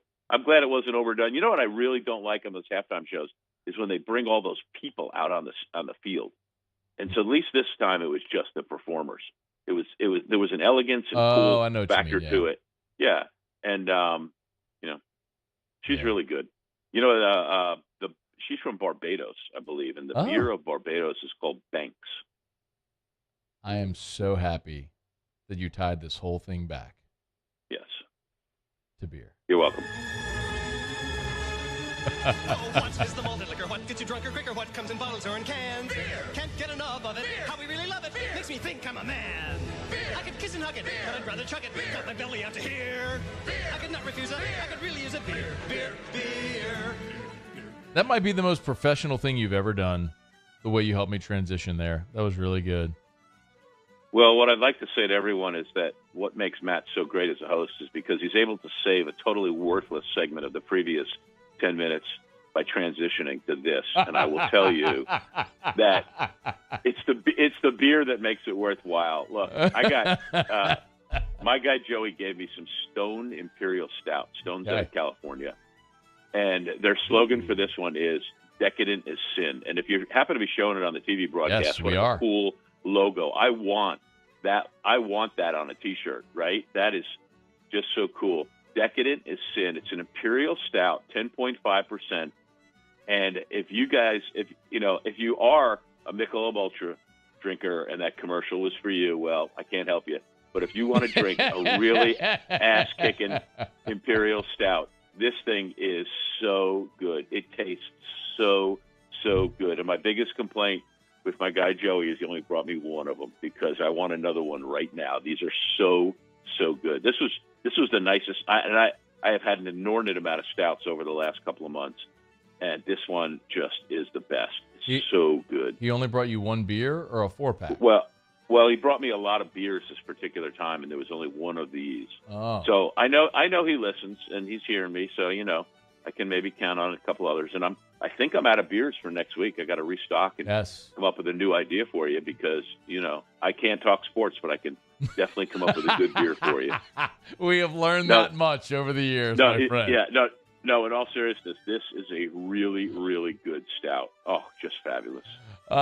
Tune into Sports Monday. Or Sports 225, Cox 4, 6:30 Friday. Who loves you, Matt? All right, we'll talk next week. That's Lee Feinswog. We'll see you. All right. Normally he says bye, whatever. All right. Thanks, Lee. We appreciate you. It's after further review. People are like, I get asked like, why? You and Lee never talk about anything. Why do you? Because everyone always asks me about Lee. That's why. I don't know why, but everybody does. Muse, I think you had to run out. He just ran through a bunch of scoring stats in college basketball. Yeah, I came back in, put the headphones on, and I didn't know what he was talking about. He had no standpoint? He was talking about some girl named Maddie leading the nation or something. He just ran through scoring stats. And I was like, okay, and what are we deducing from this research? I don't know. Just that, you have one good scorer, not be a good team. Like, well, every team has to have a leading scorer. Sounds right. It's a fact. I mean, it sounds good. Yes, it does sound really good. Okay. Cam Jordan for Saints GM. Talk about that here in a second. Also, LSU's added a linebacker. I'll tell you who next. AFR. Get Gordon and get it done. Gordon McKernan Injury Attorneys. If you're watching Super Bowl 57, no doubt you saw the Gordon McKernan spots, one of them being, of course, Gordon and the one and only Kim Mulkey. It was fantastic seeing those two on the screen together. Kim Mulkey, part of the G team, as are so many other Tiger athletes on the men's side and the women's side. And while Gordon has helped injured people in our state for 3 decades get the compensation they're entitled to, he also has given back to our communities. I love the Playing for a Purpose drive they're doing right now. Gordon Gives is donating $20 for every point scored by Alexis Morris and Angel Reese to the Turner Syndrome Foundation. That's a charity chosen by Kim Mulkey herself. You can see full details at any of the Get Gordon posts. Go to @GetGordon on Twitter or Instagram or Facebook or TikTok, anywhere, or online at getgordon.com. You know what to do. Get Gordon. Get it done. Hey, it's Matt Musso. Join me Monday through Friday for your daily update on LSU baseball with Musso at the Box, presented by New Orleans Flooring, wherever you get your podcast, Apple, Spotify, Google, and check out New Orleans Flooring. 2 locations, Metairie and Prairieville, or NOLAFlooring.com. At Ochsner, we know healing is a team sport. That's why we've partnered with world-renowned orthopedic surgeon Dr. James Andrews to create the Ochsner Andrews Orthopedics and Sports Medicine Institute. Whether you're a professional athlete or a weekend warrior, our team of specialists are dedicated to getting you back in the game. So whatever your reasons are for reaching your personal best, we've only got one: you. Ochsner Andrews Institute. Long live you. I've been doing business with Luba for 25 years. They're dependable, trustworthy. It's just the attention to detail with our clients. Our folks have years and years of experience. They're highly trained professionals. But many companies have that asset. What I'd like to think makes Luba a bit different is that we use those talents in a way that truly is dedicated to serving the needs of the folks who depend on us. Saturday, February 25th, 7 p.m. The Bulls, Bands, and Barrels Tour at the Lamar Dixon Expo Center. Presented by Jerry Lane Chevrolet. Edge of your seat excitement with bull riding, barrel racing, ultimate bullfighting, with a live performance by Bailey Zimmerman. With Timothy Wayne, plus 2-time PBR world champion Chris Shivers, and Brinson James, the entertainer. Tickets and information at bullsbandsandbarrels.com. Saturday, February 25th, Lamar Dixon Expo Center at 7 p.m. Presented by Jerry Lane Chevrolet, the #1 Chevrolet dealer in Louisiana. I had to leave my parents. I had to move schools. I don't know anyone here. Everything keeps changing. Why is this happening to me? I'm sure glad you're here. Change a child's story. There's a child in foster care waiting for a volunteer like you.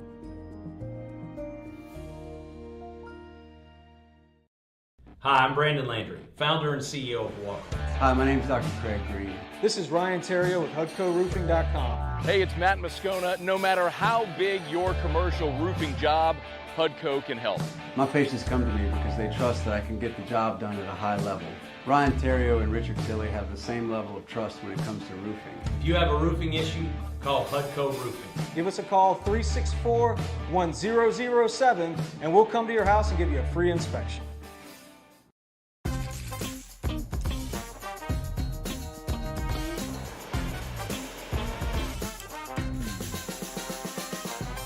The best kept secret. I've been waiting for this for so long. We're making love until the sun comes up. Baby, I just wanna take it nice and slow. Baby, tell me what you wanna do. Now here we are. After further review with Matt Moscona, ESPN Baton Rouge, New Orleans, Alexandria. Girl, you got me saying, Mama. Happy Valentine's Day. Hey, we're 6 days away from the S&P Rare Whiskey Raffle. It's our buddies over there, S&P on Nicholson, the Tigerland location, actually right next to Pluckers. Their Rare Whiskey Raffle is coming up Monday, 6:30. It'll be streamed, $10 a ticket. You can get 12 tickets for $100 or 25 tickets for $200. You also get a discount when you purchase bourbon in store. You can get tickets on. You can get tickets there at on location or virtually. Go to any of their social media posts. I've shared them all as well, and all the proceeds are benefiting both the Baton Rouge Ancient Athletes and St. Lillian Academy, which is where my son Drew goes to school. It's a school for children with a multitude of disabilities. So I'm very partial to it. So if you can buy tickets, think of it as a donation to St. Lillian, and we appreciate it greatly. So again, the Rare Whiskey Raffle at S&P Tigerland coming up on Monday. Myself, David Steele of Bourbonside of Baton Rouge will be co-hosting the raffle. We're looking forward to it, and we'll see you then. Okay, LSU has added a preferred walk-on linebacker for 2023. His name is Seth Scott. Interestingly enough, this is another instance of a guy. So he's from the Dallas area, if you haven't heard. He's from the Dallas area who is taking a preferred walk-on job or opportunity in the commitment. He said he's been dreaming about this since he was 5 years old. I read this quote that I saw at 247. He said, quote, I feel like I can elevate this program by bringing a hardworking mentality, winning attitude as we try to claim our spots as champions. I've been dreaming of playing at LSU since I was 5 years old, so I'm beyond excited to see this dream come true. So that's huge for Seth Scott. Good for him, by the way. 5'11", 200-pounder. He does not have a star ranking. And I know this is often where we default to. We go look at the star ranking and say, where was he graded relative to other players. So he's from the Episcopal School in Dallas, Texas, 5'11", again, 205. He did have an offer from Marshall, which was his only offer, but at least his only listed offer. I'll put it to you that way. Again, no ranking in the composite. But what I find most interesting is this is the second time now we've seen a guy take a preferred walk-on opportunity to LSU when he had other opportunities. Like we talked about Ryan Robinson, most notably, who was the athlete from Edna Carr, who we ran through Ryan Robinson's offers. I mean, he was a 3-star who had, a dozen Power 5 offers and passed on all of them to go to LSU. And you have another situation here where Seth Scott has, they don't list, at 247, the only offer that he has listed is from Marshall. But it's one of those where you're looking at a guy who wants to be here, who's coming in willing to grow, and is at a position where LSU needs help. I don't know that this is a guy that's going to help you on the field immediately in 2023. I can't say that he won't. But if you're going to get into LSU and be here for the summer and miss spring and then try to make an impact as a walk-on, it's a little tough to do. But maybe that's a guy that with drive, determination, growth, et cetera, can develop into a player who becomes a contributor for this program.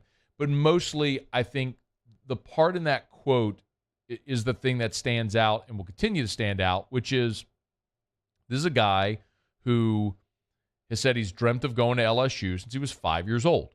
And if that's the case, that's the thing that continues to be and will continue to be LSU's competitive advantage for forever. It's when you have players that this is their goal, this is their dream. It's to play in that stadium, to put on that uniform. Sometimes they're willing to wait or pass on other offers for it. So this is a little bit of a different scenario. It's not the same thing, even as Ryan Robbins, who had a dozen Power 5 offers. But it's a situation where you had a guy who had other options who decided to walk on at LSU because he wanted to be at LSU. And if it's Ryan Robinson, or if it's Seth Scott, or if it's a guy like a Will Campbell, for example, who all he ever wanted to do was just play at LSU. You got the pictures of him as a kid wearing the LSU hutch outfit and the LSU uniform as a little toddler. And when you're brought up in that culture, it's all you want to do. Ultimately, guys get to go live out their dreams. And sometimes NIL money or those sort of pulls may not be strong enough to get you away from the thing that's always been your dream. So wish him well. I don't know that I have a tremendous amount more to offer. I mean, I know we've looked at middle linebacker this year and how much of a need that is. It's why LSU went and got Omar Spates from Oregon State after they lost to Mario Tolan. The expectation is you're going to see Harold Perkins kick inside. Definitely you're thin there after Baskerville goes pro, Mike Jones goes pro, DeMario Tolan transfers out. You lost Colby Fields as well, but you got West Weeks coming back. You've got Greg Penn coming back as well, so you theoretically could start Spates and Penn or Spates and Perkins with Penn coming in and West Weeks and Whit Weeks coming in. So you got to build a little bit of depth there at that spot, but you feel really good about the first three that you have, and we'll see how that depth builds throughout spring and summer as you get toward the 2023 season. All right, it's after further review. We're glad you're with us here. Brought to you by Michelli Weighing and Measurement. They're at Michelli.com, Michelli.com. Tell you all the time, 29 offices across 11 different states. You know where to find them. But the other thing I really want to stress, this is just evidence of being a great company. If you go to Michelli.com and you hit the careers tab at the top, you'll see the Veteran Career Center. If you're a military veteran, Michelli is part of the Department of Defense Skill Bridge program. So it's an opportunity for service members to gain civilian work experience in industry training. And at Michelli, they've got several veterans who are working in a variety of different roles. So maybe you're a veteran looking for a new career. Michelli might be that option for you. Michelli.com. Go to the website, Michelli.com, hit the careers tab at the top. You can learn more. Certainly you can salute and see all the former military men and women that have served our country that are currently employed by Michelli through this program. It's Michelli Weighing and Measurement, another way that they continue to just serve our country and serve our communities and be awesome community partners. It's Michelli Weighing and Measurement, Michelli.com, Michelli.com. All right, y'all, it's after further review. We'll knock out a quick break and come back. We usually have Tigers and the Pros to wrap up hour number 2. Anthony Renato in about 15 minutes from right now. If you missed the big news yesterday for LSU baseball, Grant Taylor, the big sophomore righty, torn UCL. He'll have Tommy John surgery. He's done for the year. Renato had the Tommy John surgery back in the day, so I'm really looking forward to getting his impression on how that recovery is, what it looks like, how it'll go, what you can expect for Grant Taylor. Again, a similar guy, similar style and build as Renato as well, big 6'7" guy, Renato. So looking forward to that conversation coming up here shortly. It's after further review. We'll wrap up hour number 2 with the Tigers and the Pros next. AFR. Hey, speaking of LSU baseball, of course, this Friday, season opener. If you're not going to be at the box, come on out to Tallulah. It's Take Me Out to Tallulah. Tallulah is the restaurant and bar inside of the Renaissance Hotel on Bluebonnet. Been telling you about Tallulah, and trust me when I tell you, Tallulah is fantastic. If you have never been to Tallulah, you got to discover it. And that's why we're doing this. And it's going to be a great event.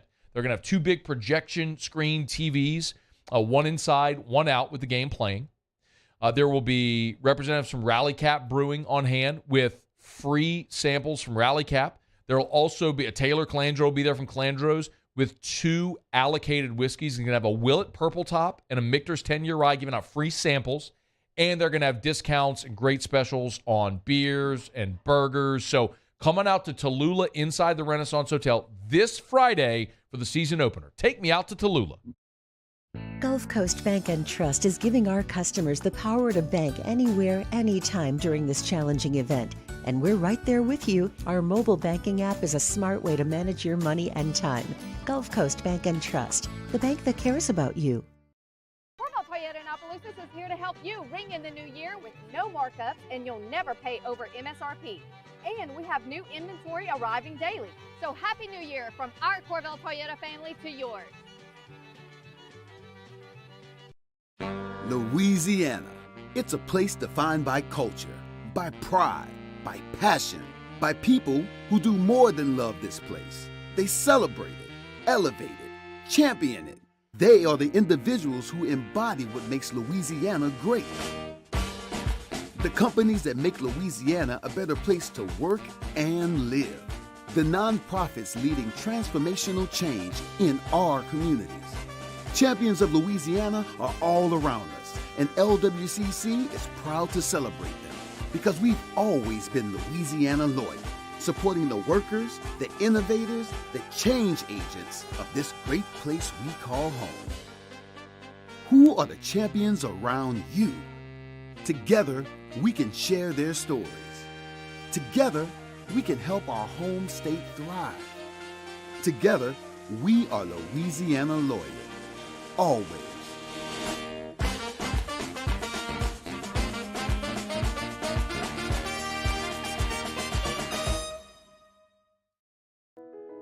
I've been doing business with Luba for 25 years. They're dependable, trustworthy. It's just the attention to detail with our clients. Our folks have years and years of experience. They're highly trained professionals, but many companies have that asset. What I'd like to think makes Luba a bit different is that we use those talents in a way that truly is dedicated to serving the needs of the folks who depend on us. Saturday, February 25th, 7 p.m. The Bulls, Bands, and Barrels Tour at the Lamar Dixon Expo Center. Presented by Jerry Lane Chevrolet. Edge of your seat excitement with bull riding, barrel racing, ultimate bullfighting. With a live performance by Bailey Zimmerman. With Timothy Wayne. Plus two-time PBR world champion Chris Shivers. And Brinson James, the entertainer. Tickets and information at bullsbandsandbarrels.com. Saturday, February 25th. Lamar Dixon Expo Center at 7 p.m. Presented by Jerry Lane Chevrolet. The #1 Chevrolet dealer in Louisiana. I had to leave my parents. I had to move schools. I don't know anyone here. Everything keeps changing. Why is this happening to me?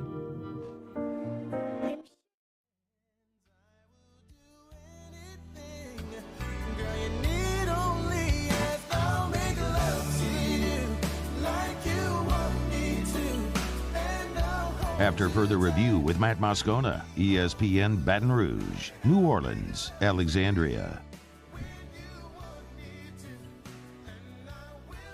Remember one time my brother asked me about we're talking about the Boyz II Men song. He goes, you know that Boyz II Men song, I'll Make Love to You Till the Water Runs Dry? I was like, you just combined two songs because that would be a really long time.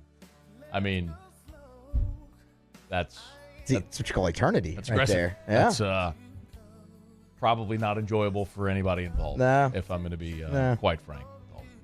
Happy Valentine's Day. We're playing our part. Got the red panel behind us for Valentine's Day. Change the AFR logo to have red in it for Valentine's Day, if you're watching. I miss like the days it's Valentine's Day at school. You bring the shoebox, and everybody would drop Valentine's in it. You didn't do that?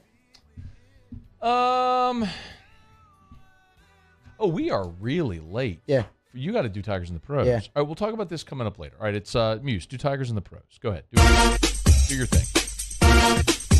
Tigers in the Pros. They still bleed purple and gold. They're just really rich now. Presented by Lee Michaels Fine Jewelry. Lee Michaels Fine Jewelry, where Baton Rouge gets engaged. All righty, Tari Eason last night, 21 minutes off the bench for the Houston Rockets. Shot 4 of 9, 8 points off those 9 shots for Tari. Added 2 rebounds, an assist, and a steal. He's had a really nice year taking the ball away from the opponent. Second on the team in steals per game. But the Rockets lost again because they're just not a very good team. Yeah, yet. they stink. The Rockets and the Spurs, they stink. Speaking of teams who stink, the Brooklyn Nets, and I don't really know what they're doing. Cam Thomas scores 40 points in 3 straight games, and they put him back on the bench. What are you doing? They were losing. Yeah, you only scored 106 points last night. They stink. Maybe if you let Cam play more than 20 minutes. Maybe they're trying to lose. 7 points. 7 points. They're for Cam. tanking, bro. They're 33 and 24. They got a long way to go to tank. 7 points for Cam. 2 of 8 from the floor. Made his hay at the free throw line like always. Grabbed a rebound. You know who else they didn't start? Ben Simmons. He played just 13 minutes last night. They're tanking. Now, Ben is coming off an injury. He's coming off an injury. 2 points for Ben last night. 3 they rebounds traded and 2 Kyrie. assists. They traded Durant. They're tanking. They're going. They got they're a long going, way to go to tank, I get it, though, Matt. But they got 25 games to go. Like this can still end very badly. Like, they're making sure it ends very badly. They traded their 2 best players. They're tanking. It's over. Anyway. They pulled the plug. Play Cam Thomas. Hey, you can't score 40. We don't need you getting uppity. If he's the only one scoring 40, they could still lose. They're not good. How about a series of bonuses for bad play? Sure, why not? Series of fines for good play? A series of fines That's for what good it was. play. Yes. Series of fines for good play. Major League, right? Yeah. Yes. That's what it was. Yes. Naz Reid, 12 minutes, 10 points off 9 shots, 2 assists, and 2 rebounds. And Trendon Watford, really solid night, 18 minutes, 8 points off of just 5 shots, 3 assists, and 4 rebounds. That's Tigers in the Pros. Presented by Lee Michaels Fine Jewelry. Gents, I'm guessing you screwed it up. If you haven't gone to Lee Michaels yet, you're really, really running out of time. But you could get there before they close today. Corporate in Bocage and in the Mall of Louisiana. It's Lee Michaels Fine Jewelry, where you can always thrill her with a gift in the red box. LMFJ.com. LMFJ.com for Lee Michaels Fine Jewelry. Anthony Renato joins us right after SportsCenter. AFR. AFR is brought to you by Shawbills. Shawbills Tire and Auto Service. ShawBillsTire.com, ShawBillsTire.com, home of the Charlie's Dozen.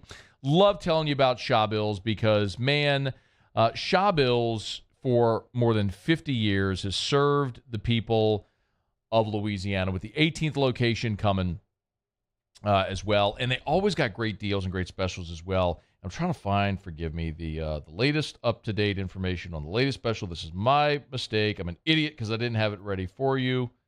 And now I can't find it. Nonetheless, how about this? I got a better idea. I can't find it on my phone. Go to the website. Go to ShawBillsTire.com. Hit the promotions tab right at the top of the page, and you'll see all the specials that they have. Ask about the Shawbills credit card when you go to Shawbills, because when you use your Shawbills credit card, you always get even better deals than they have. So go to ShawBillsTire.com or go to any Shawbills location. Shawbills, where we keep you rolling. Hey, it's Matt Musso. Join me Monday through Friday for your daily update on LSU baseball with Musso at the Box, presented by New Orleans Flooring, wherever you get your podcast, Apple, Spotify, Google, and check out New Orleans Flooring. 2 locations, Metairie and Prairieville, or NOLAFlooring.com. I'm Chris Nakamoto, and here's what I'm working on for my stories on WBRZ Channel 2 tonight. A teacher at Northeast Elementary is out of a job after roughing up an 11-year-old at school. The parent of that child filed a restraining order, which a judge signed, preventing that teacher from going near the student. Problem is, that teacher instructed the child, and it wasn't until the WBRZ investigative unit started asking questions that the school system confirmed the teacher is no longer employed. I'm Chris Nakamoto from WBRZ. Watch more tonight on WBRZ Channel 2. Bayou Ford has $4,000 off MSRP plus $1,000 Ford credit cash on new 22 Ford F-150 XLT trucks. That's $5,000 off plus 0% financing. And all new Bayou Ford vehicles come with a 1 million mile warranty. The crew at Bayou Ford is going to do right by you. Hi, I'm Brandon Landry, founder and CEO of Walker. Hi, my name is Dr. Craig Green. This is Ryan Terrio with HUDCORoofing.com. Hey, it's Matt Moscona. No matter how big your commercial roofing job, HUDCO can help. My patients come to me because they trust that I can get the job done at a high level. Ryan Terrio and Richard Tilley have the same level of trust when it comes to roofing. If you have a roofing issue, call HUDCO Roofing. Give us a call, 364-1007, and we'll come to your house and give you a free inspection. Louisiana. It's a place defined by culture, by pride, by passion, by people who do more than love this place. They celebrate it, elevate it, champion it. They are the individuals who embody what makes Louisiana great. The companies that make Louisiana a better place to work and live. The nonprofits leading transformational change in our communities. Champions of Louisiana are all around us, and LWCC is proud to celebrate them because we've always been Louisiana loyal, supporting the workers, the innovators, the change agents of this great place we call home. Who are the champions around you? Together, we can share their stories. Together, we can help our home state thrive. Together, we are Louisiana loyal. Always.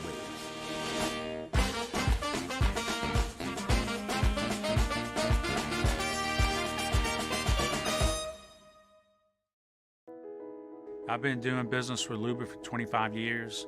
They're dependable, trustworthy. It's just the attention to detail with our clients. Our folks have years and years of experience. They're highly trained professionals. But many companies have that asset.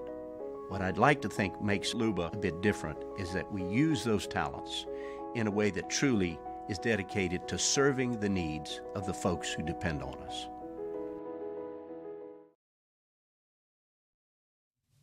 This is SportsCenter. I'm Christine Lisi. As expected, the Raiders released quarterback Derek Carr ahead of when over $40 million of his contract would have been guaranteed. He's a free agent and can immediately sign anywhere. His best landing spot would be New Orleans, in the opinion of ESPN's Mike Tannenbaum. Dennis Allen was the head coach of the Raiders when he was drafted. They need a quarterback. I think they have some really good young talent with Chris Olave, Alvin Kamara, amongst others, top 10 defense. So to me, that's really a good fit. ESPN NFL front office insider Mike Tannenbaum on Canty and Carlin. The final two NFL head coaching vacancies have been filled, both by Eagles assistants. The Cardinals hired Philly defensive coordinator Jonathan Gannon, gave him a 5-year contract. Eagles offensive coordinator Shane Steichen introduced today as the new coach of the Colts. He brings quarterback expertise for a team that has long sought stability at the position. NBA add Jason Tatum to the long list of Celtics players out for tonight's marquee matchup against the Bucks. In addition to Tatum, Boston will be without Jaylen Brown and Marcus Smart. The Celtics lead the Eastern Conference by a game and a half on Milwaukee. ESPN Radio is presented by Progressive Insurance. Looking for a career you'll love with flexibility, great pay, and benefits, and one of the country's top workplaces? Come join their growing team. Go to progressive.com/careers and apply online today. Matt Moscona. I'm very important. After further review. Say it one more time. After further review with Matt Moscona. And here we go. ESPN Baton Rouge, New Orleans, Alexandria. Live from the Mercedes-Benz of Baton Rouge studios. That's right.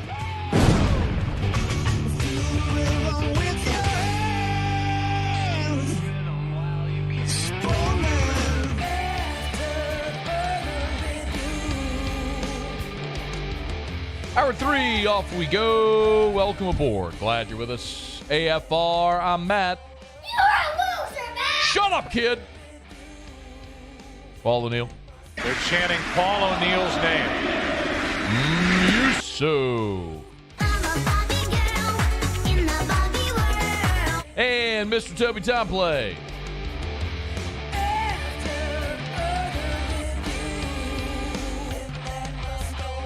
All right, we're here. Glad you are as well. 5 o'clock quitting time. Glad you are driving home with us. Latest on Derek Carr, who's released. What does it mean for the Saints? Aaron Rodgers beginning his darkness retreat. And Cam Jordan. I really like Cam Jordan, the GM. He's put out a few ideas on Twitter what he thinks the Saints should do this offseason.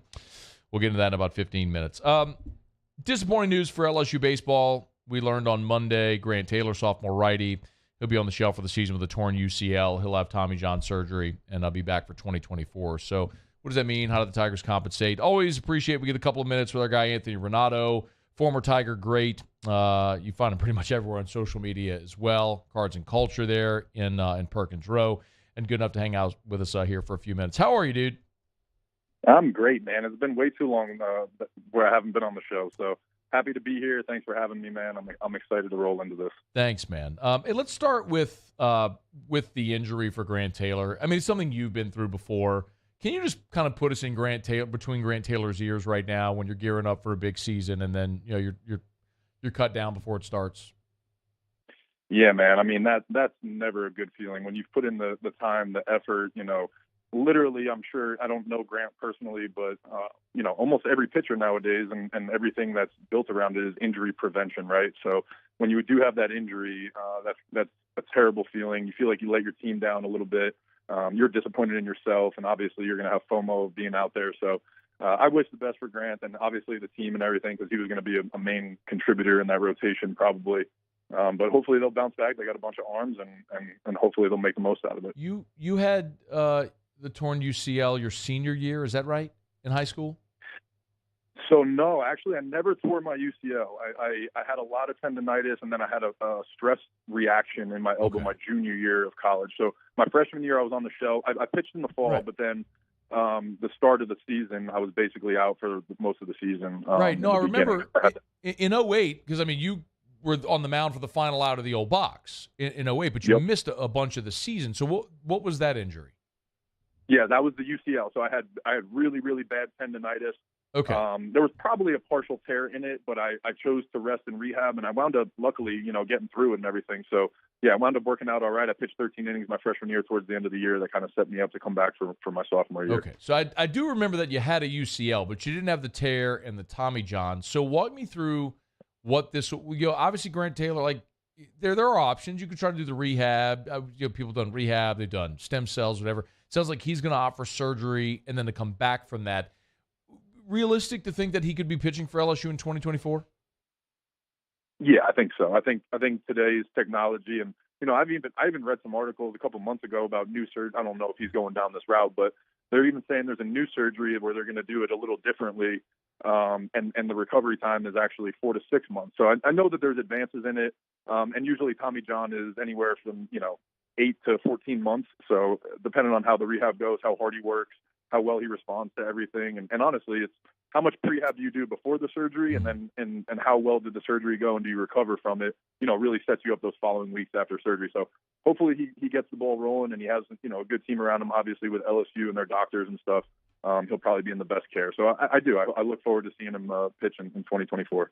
How big of a loss, man, for LSU? I'm an optimist, that. So there's a ton of arms with this team. So, but anytime you have a guy returning, with a little bit of experience, and especially with a new rotation, or new guys that'll be in the rotation that haven't worn the LSU uniform, I think that's going to be where they miss it the most. And I had talked to Jay in the fall where he was really excited about Grant, and said that, the strides that he made, where he might, be competing for that Friday night job. So I was excited to see it, but I think, like I said, they'll be able to bounce back and have a ton of arms in the reservoir.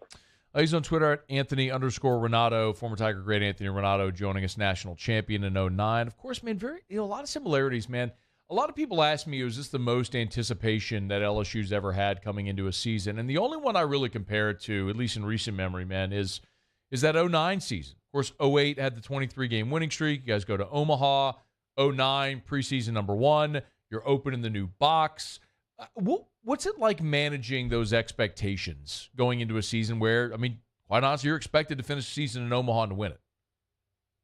Man, that's a great question, because I think that's the hardest thing. I think that's going to be the biggest challenge for this LSU team this year, is managing those expectations. When you have everything to lose and really nothing to gain in the beginning of the year, it takes a special group of guys and coaches to stay focused at the highest level. They're going to be probably knocked off that perch at some point this year, just with the way that baseball goes. Hopefully it doesn't happen, but it'll be all about how they respond to that. And that's the biggest thing is, you go in with those expectations and you have your plan and all those things ready. But, there's going to be twists and turns throughout the season, and it's really how they respond to that adversity is really, I think, how they manage those expectations long term. Did I see recently you had a chance to speak to the LSU team? I haven't talked to them personally. I did in the fall, but I okay. know a lot of the guys. But I didn't go over there and do anything specific with them, like what Blair and Bregman did. Yeah. But yeah, I've been around the guys, and I know Jay and the coaches really well. So it's been cool to get to know the guys for sure. What's been your impression of this group? Just again, like knowing some of the guys, knowing the coaches, from a perspective, a little bit more on the inside of this LSU team. What's going to be weird is I'm going to use a word, and I'm going to say maturity. I think everybody that I've talked to, it doesn't feel fake. It doesn't feel like, man, we're going to do that, and very superficial. It feels genuine. I feel like they have great leadership. I don't know if that's, who that is and who those guys are. I think we can pick, most of the names and stuff like that, but just even the new guys that I met, I went over and did Build Your Board, which was an NIL thing that LSU put on where business owners got to meet some of the athletes, and I, chopped it up with some of the guys afterwards. And even talking to some of the new guys, just the way that they've grasped the program, they've adapted the mindset. It just feels like they're all pulling on the same end of the rope. So I think Jay's done a great job, kind of rekindling a lot of the past magic, learning a lot from Skip and spending a lot of time with him, and bringing in the right guys that have won and done things at the highest level. So I really am excited, and I think there's a lot of maturity on this team, even though they have new guys, a lot of young faces, new faces, young guys. So I think the leadership has been really superb, and I'm excited to see what they roll out there on the 17th. He's former Tiger, great Anthony Renato. I don't know from what you've gotten to see here, guys. There's a lot of new names and new faces. Anybody you're in particularly excited to see this year? Yeah, I think there's no secret that Paul Skeens is probably the guy that I think a lot of people probably, are excited to see him. But all I've heard is great things. I shook his hand one time. We follow each other on Instagram, Twitter, all that stuff. And just seeing what he puts out there and the way that, coming from a military background, with the couple of years that he had there, I'm just excited to see what he rolls out there. He's an electric arm, legit 96, 97, 98, up to 100 maybe, and legit hitting 450-foot homers. So, and he's 6'6", 6'7". So I think, I have an appreciation for that, too. I know how hard it is to move at that size. And for him to be that athletic and that strong, I think that's the guy that I'm looking forward to seeing the most. He is former Tiger Anthony Renato. LSU baseball season gets underway coming up on Friday, man. Really looking forward to it. Before you go, I'd love a thought on Jay Johnson and just your impressions of him, the way he's leading this program right now. I think incredible. I think he's done such a good job. I think coming in after Maneri, and in a way where he got a good team and had expectations from the jump. Most coaches are rebuilding a program and they have some grace years and things like that. So I think he's just done a great job of coming in and winning already and putting a great product on the field and getting the fans excited. I think, the first pitch banquet that I went to last year, I wasn't able to go this year because I was at Jared Mitchell's wedding. But I heard it was absolutely electric. It was sold out. So I think he's done a great job of adopting the fan base, even, not having the LSU roots or background. That was my biggest fear with him coming in. But I think what he's done adopting, and getting really close with Skip and, understanding the tradition and the things that happen here at LSU, I couldn't be more excited. And I don't think that we have a better leader, at the helm for us this year. So, and every time I've interacted with him, he's been nothing but, professional with me, and he's all business, and that's what I love about him. He's ready to go. So I think they have the right guy at the front of the troops. You can get by and see our guy over at Cards and Culture. Of course, the Up and In podcast. Make sure you follow him on all the social media as well. He's Anthony Renato. We appreciate the time as always, man. We'll visit soon, all right? Absolutely, Matt. Thank you, man. I appreciate you having me on. I got to give a little shout out to my guy, David Folse, who helps me out with my LSU stuff. We're going to be doing stuff on my podcast this year. So I know he's listening, and I just want to give him a big shout out. He's a great dude. So heck yeah, man. Yeah, I'm looking forward to LSU this year. Awesome, dude. We'll visit soon, all right? Sounds good, Matt. Thanks, okay, man. Later. That is Anthony Renato. This is After Further Review. We're brought to you by Relief Windows, reliefwindows.com, windows, door, siding, Relief Windows, and reliefwindows.com. Energy-efficient replacement windows, beautiful entry doors, hardy plank, and vinyl siding. They do it all over at Relief Windows. Give Brandon Holly and the gang a call. Look, or you can always go see them. Remember, their brand new headquarters on Airline Highway in Prairieville. If you're going south on Airline Highway into Prairieville, you cross Highway 42, look to the right. You can't miss it. It's Relief Windows. 9 to 5, Monday through Friday. No appointment needed. Just walk in. You could, of course, schedule that free consultation at the website. But if you want to beautify the exterior of your home, lower your monthly energy bills, increase your home's resale value, and nobody's going to do it better than Relief Windows, where all their work comes with a lifetime transferable warranty on labor, material, and glass breakage. It's Relief Windows and reliefwindows.com. Reliefwindows.com. All right, y'all, it's After Further Review. The big news of the day, what we were expecting and has happened, is Derek Carr.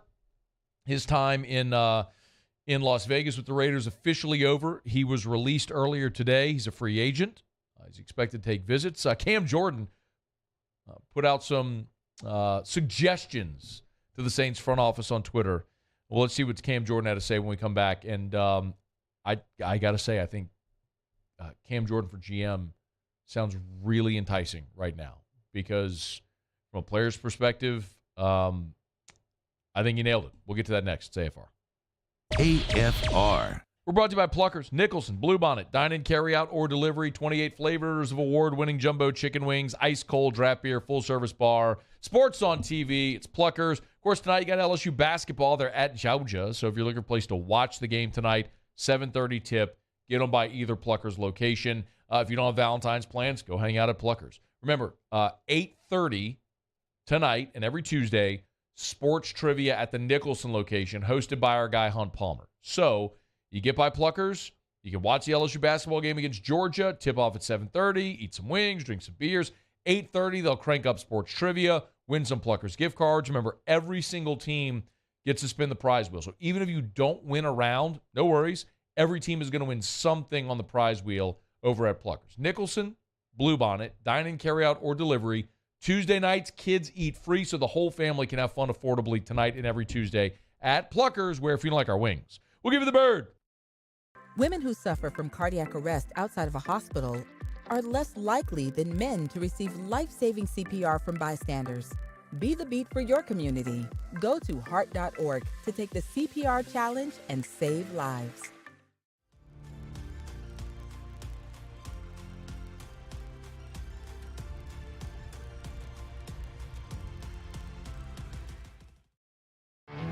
There it is, the extra mile, on the border of expected and extraordinary for those willing to go further, like vans customized for work or play, with safety and tech to keep you connected, supported by a 5-star sales, service, and finance team, and backed by the 1-star you know.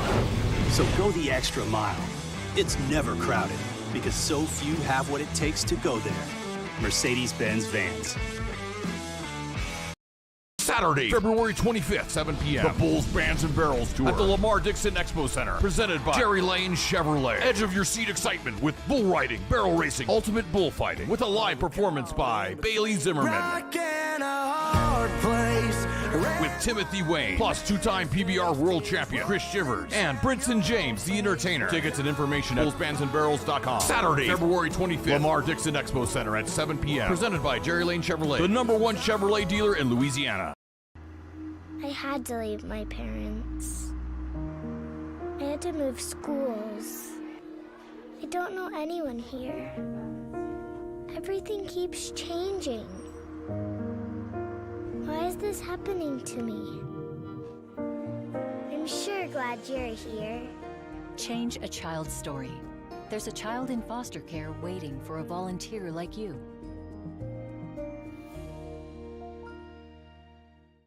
Hi, I'm Brandon Landry, founder and CEO of Philosophies. Hi, my name is Dr. Craig Green. This is Ryan Terrio with HUDCORoofing.com. Hey, it's Matt Moscona. No matter how big your commercial roofing job, HUDCO can help.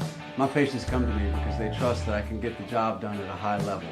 Ryan Terrio and Richard Tilley have the same level of trust when it comes to roofing. If you have a roofing issue, call HUDCO Roofing. Give us a call, 364-1007, and we'll come to your house and give you a free inspection. Follow us on Twitter at 1045ESPN to cast your vote in the Citizens Bank and Trust poll of the day. Vote daily inside off the bench, anytime. Hunt Palmer. And after further review, Citizens Bank and Trust brings you the poll of the day via Twitter at 1045ESPN. Moon Griffon is back. The voice of Louisiana politics makes his return to Baton Rouge. Catch the Moon Griffon Show weekdays from 9 to 11 a.m. on Talk 107.3.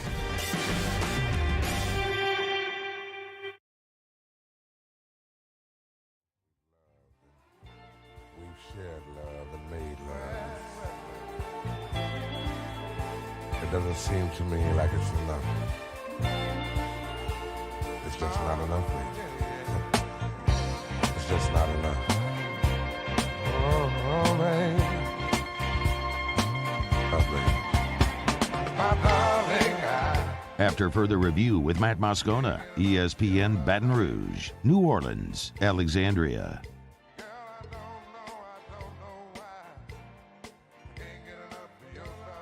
You know, whenever you have, like the longer you're in a relationship, the more like willing you're able to say things, or more you're able to say things like without fear of consequence, or you just don't care about the consequence, maybe. No, so I guess love without fear of consequence. Like Jacob Beck is, he's training, he's on the board right now. You're married. How long have you been married? 3 years in August. All right, so you're coming up on 3 years.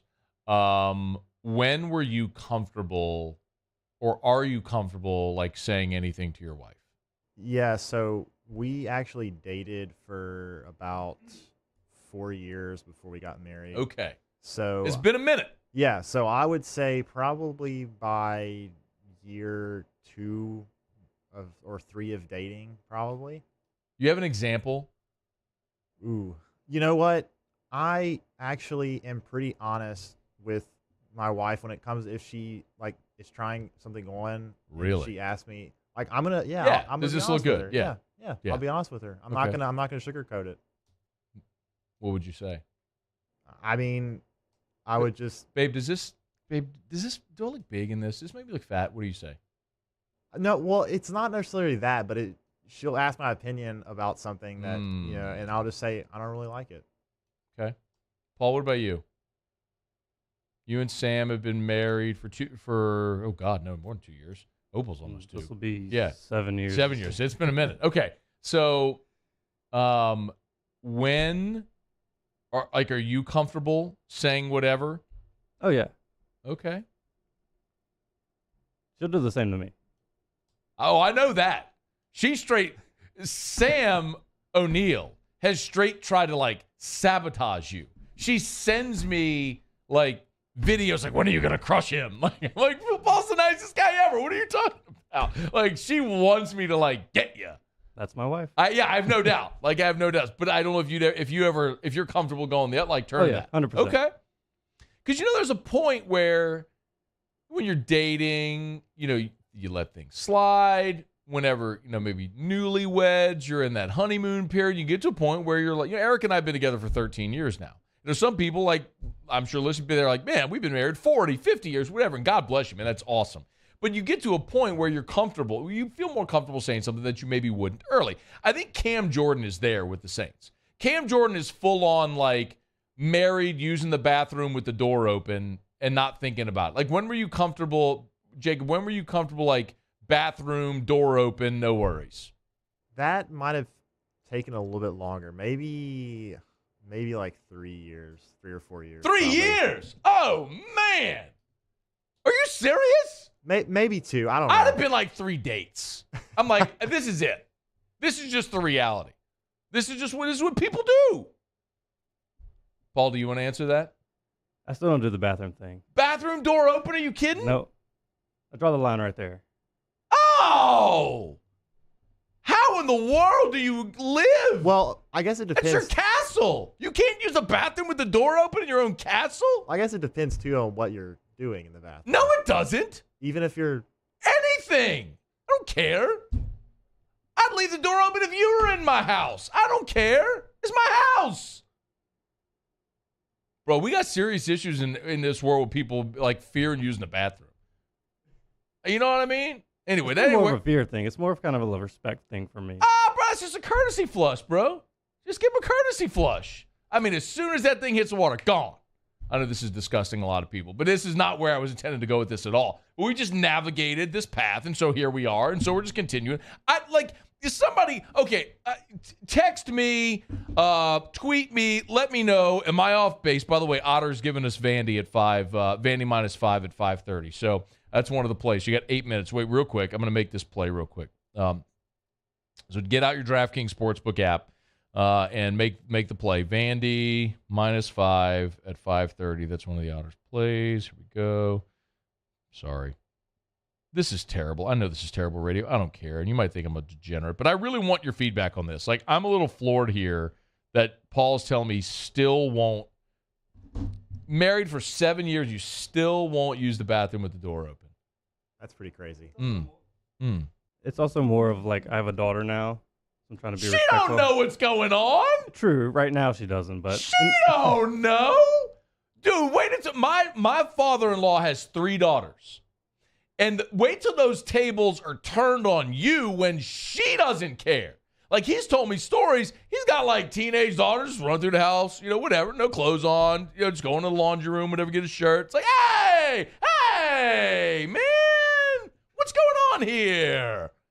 Like, I'm telling you, man, I can't wait for those stories, Paulie. When Paul O'Neill is faced with that as a dad, I like this conversation. Y'all got to let me know. All right, seriously. And the reason I bring this up is, like, a lot of times when star players get to a certain clout, they're willing to maybe be a little more vocal with what they want the front office to do. I think Cam Jordan, Cam Jordan has definitely reached that status in New Orleans. That's not even a question. Cam Jordan tweeted earlier today, I know I said adios to social media, and he tweets at Derek Carr. He tweets, but at Derek Carr QB. I know it'd be too soon, but it's also Valentine's Day. Are you trying to swap out black and silver and fall in love with black and gold with the little laughing face and a heart hand emoji. So Cam Jordan straight calling out Derek Carr. Like, hey, bruh, you want some of this? So then Cam Jordan quote tweets that with a picture of Derek Carr in a Saints uniform, an edit of Derek Carr in a Saints uniform with the caption, So he's all in on this, Cam Jordan is. And then, although he was going to be done with Twitter, he comes back. Again, Cam Jordan comes back and says, hear me out. Great veteran quarterback. Draft Hendon Hooker. Bring back David Onyemata. And draft Jalen Carter somehow. I mean, Cam Jordan is laying out the whole offseason.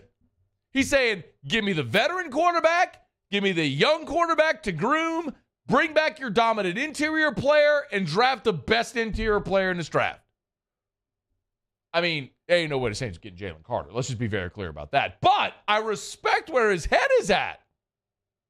And I love the fact that he's saying, sign Derek Carr and draft Hendon Hooker. Now, I don't know if Hendon Hooker wants to be in a place where they got a veteran. And I don't know if Derek Carr wants to come to a place where they're going to draft his replacement. He's going to be expected to train him. But what options are you going to have? I'm just glad that Cam Jordan says something, because like you and I screaming about it is one thing, right?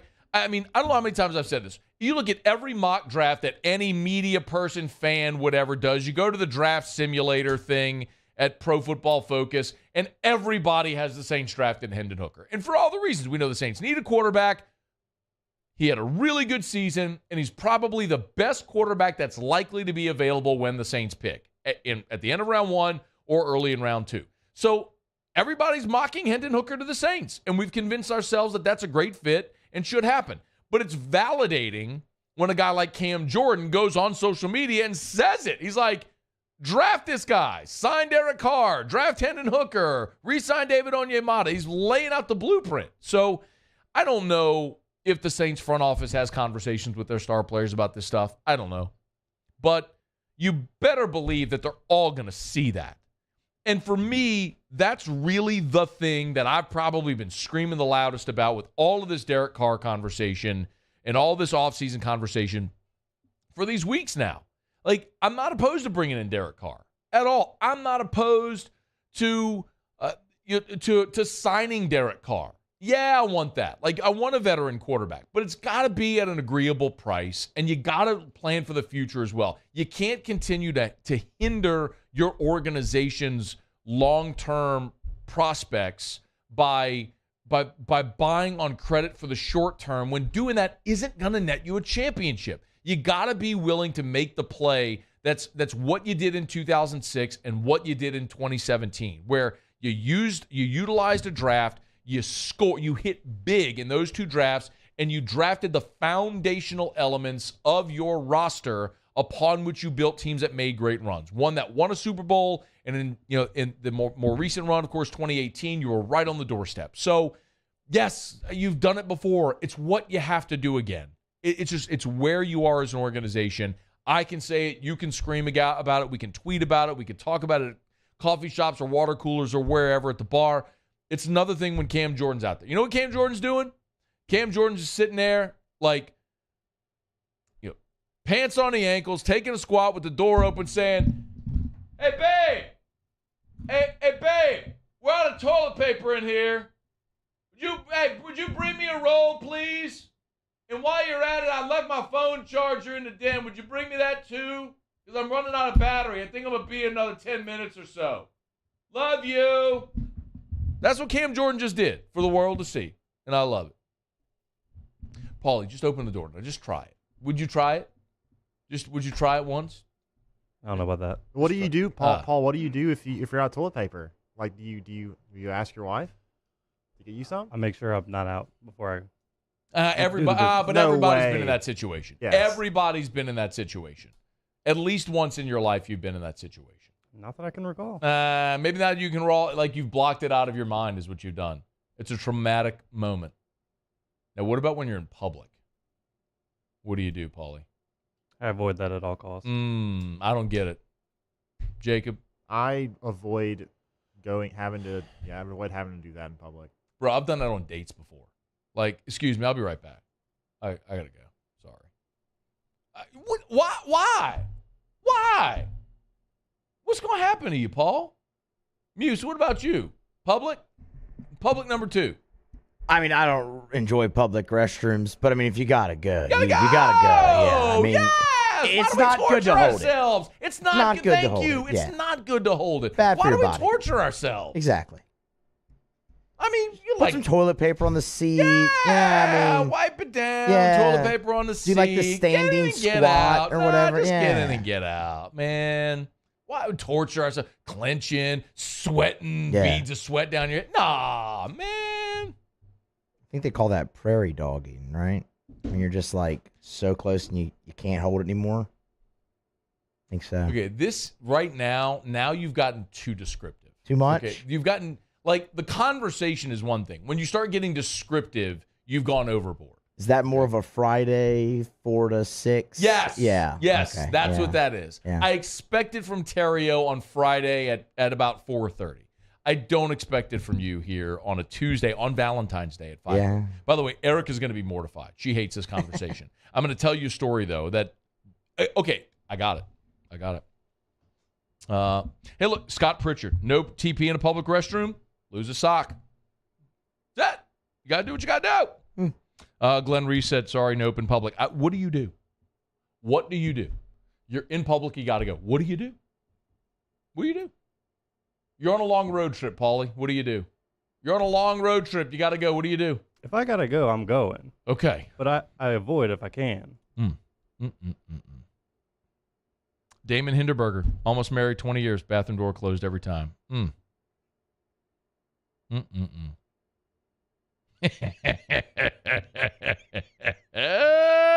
are so good. Oh, I love these texts. Oh, man. I may just read these in the next segment. Just read all these on air. People love talking about poo. Oh, man. You said the word, Muse. Yeah. You can't say the word. Why not? Said the P word. You can't say the P word. Yeah, you can. It's an FCC violation. That is not. Yes. There's another word for it that would absolutely be an FCC violation. It's after further review. I was going to talk about LSU playing Georgia in basketball when we come back. To hell with that. I'm reading these text messages when we come back. It's AFR. AFR. Brought to you by River City's 1 Hour Air, where they're always on time or you don't pay a dime. This is a big shout out from Lori and Bill Clark, who mentioned Britton. One of the technicians from River City's 1 Hour Air said Britton was very friendly and knowledgeable. He was on time. He worked quickly. I'm very happy with the job he did. Another 5-star Google review for the great technicians over at River City's 1 Hour Air, where they're always on time or you don't pay a dime. You know what I've loved is I keep pointing out, hey, you're driving around town, start to take notice. Look for those big yellow vans and trucks with the giant clock on the side. I've started to notice how many times on Twitter and on my text line, people now take a picture of the 1 Hour Air vans and send them to me.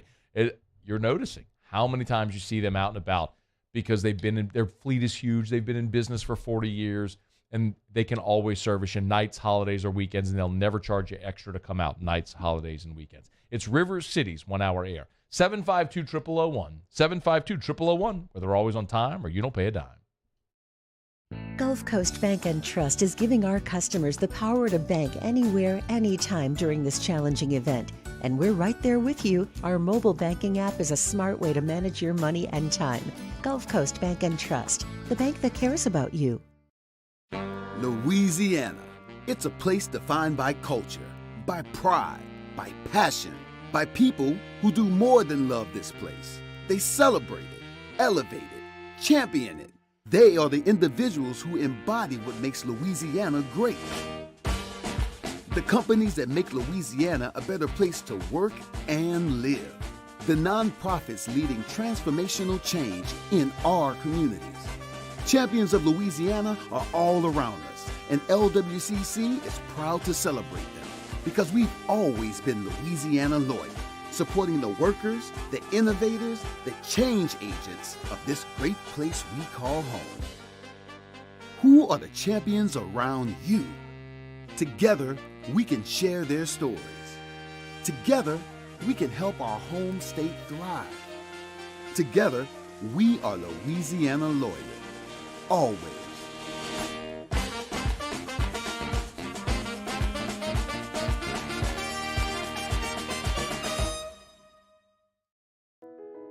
I've been doing business with Luba for 25 years. They're dependable, trustworthy. It's just the attention to detail with our clients. Our folks have years and years of experience.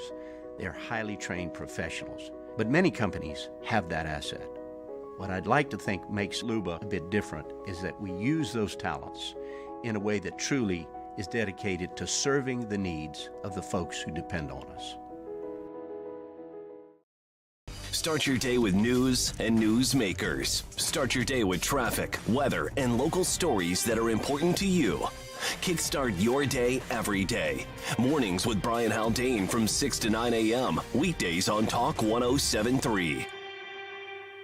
Bayou Ford has $4,000 off MSRP plus $1,000 Ford credit cash on new 22 Ford F-150 XLT trucks. That's $5,000 off plus 0% financing. And all new Bayou Ford vehicles come with a 1 million mile warranty. The crew at Bayou Ford is going to do right by you. Hey, it's Matt Musso. Join me Monday through Friday for your daily update on LSU baseball with Musso at the Box, presented by New Orleans Flooring. Wherever you get your podcast, Apple, Spotify, Google, and check out New Orleans Flooring. 2 locations, Metairie and Prairieville, or NOLAFlooring.com.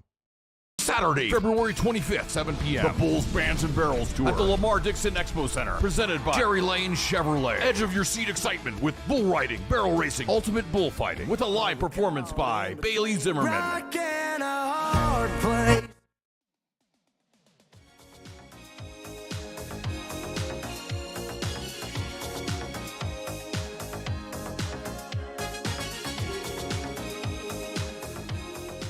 After further review with Matt Moscona, ESPN Baton Rouge, New Orleans, Alexandria. Greg Olsen should send a Valentine's card to Tom Brady. Did you hear about this? So Greg Olsen's contract calls for him, as long as he is the lead analyst at Fox, to make $10 million per year. If he is demoted to the number two position, very apropos, we'll get back to that in a second. Hey. If he's demoted to the number 2 position at Fox, his salary falls to $3 million. So, by Tom Brady delaying his advancement to Fox, Greg Olsen makes an additional $7 million in 2023. So, attaboy Greg Olsen, get your bag. If you're wondering, Olsen, 14 NFL seasons, only twice did he make more in a year than he's going to make at Fox this year with his $10 million contract. How about that? How about that? It's good to be in TV if you're the lead analyst at Fox. It's really good. Or, Herb Street making $17 million or whatever he's making there at on the Thursday Night Football. Okay. Oh, that's right. I was like, why did we start talking about if you poop with the door open? And it's because we were talking about just being comfortable at home. And the comparison I was making is that Cam Jordan, in his lengthy time with the Saints now, is clearly very comfortable in the organization. He's built up enough clout that he can tweet directly at Derek Carr saying, come to the Saints. And he's tweeting at the Saints saying, hey, we need to draft Hendon Hooker and draft Jalen Carter and to re-sign David Onyema. He's comfortable. And somehow that guy, there's 3 married guys in the room, me, Jacob, and Paulie. Muso's not married, but we're still having all the convo. And I basically was saying, when were you comfortable at home with your wife? And then it got to when are you comfortable to go number 2 with the door open? And Paulie says never. Has still never done it. Married for 7 years. Has still never done it. Jacob, did you say you've never, or you have, or you do not? You close the door. Closes the door. Okay.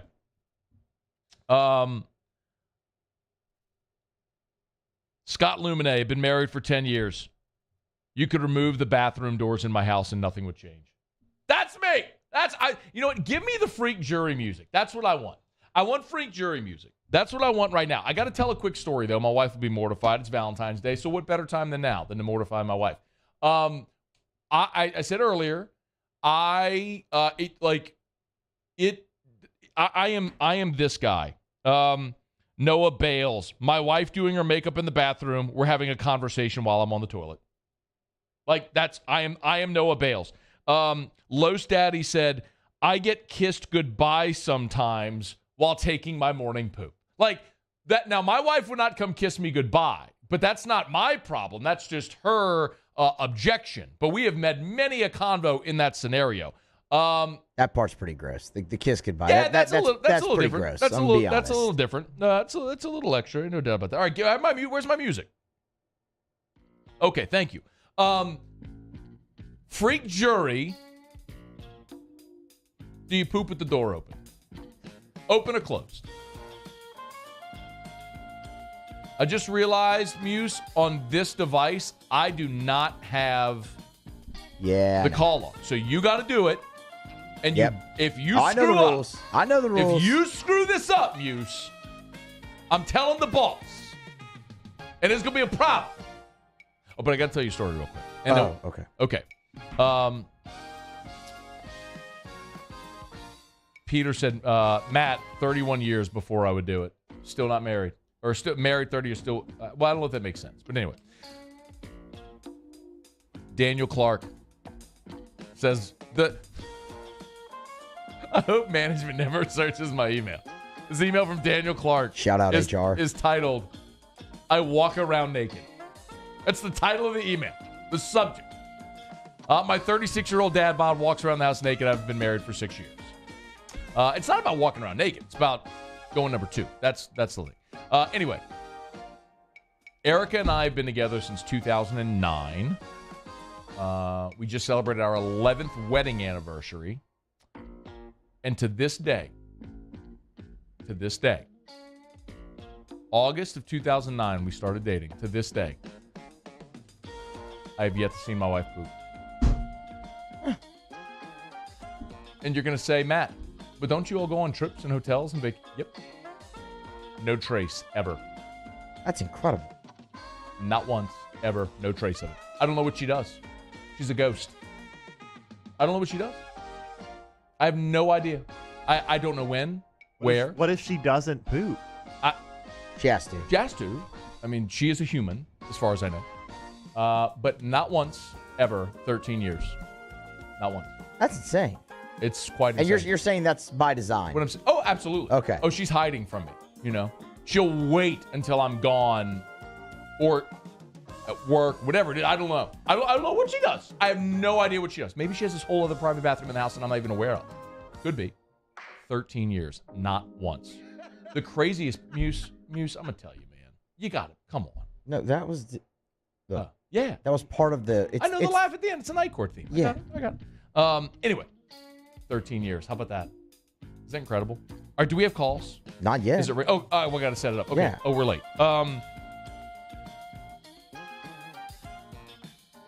Dustin Gotro all the time.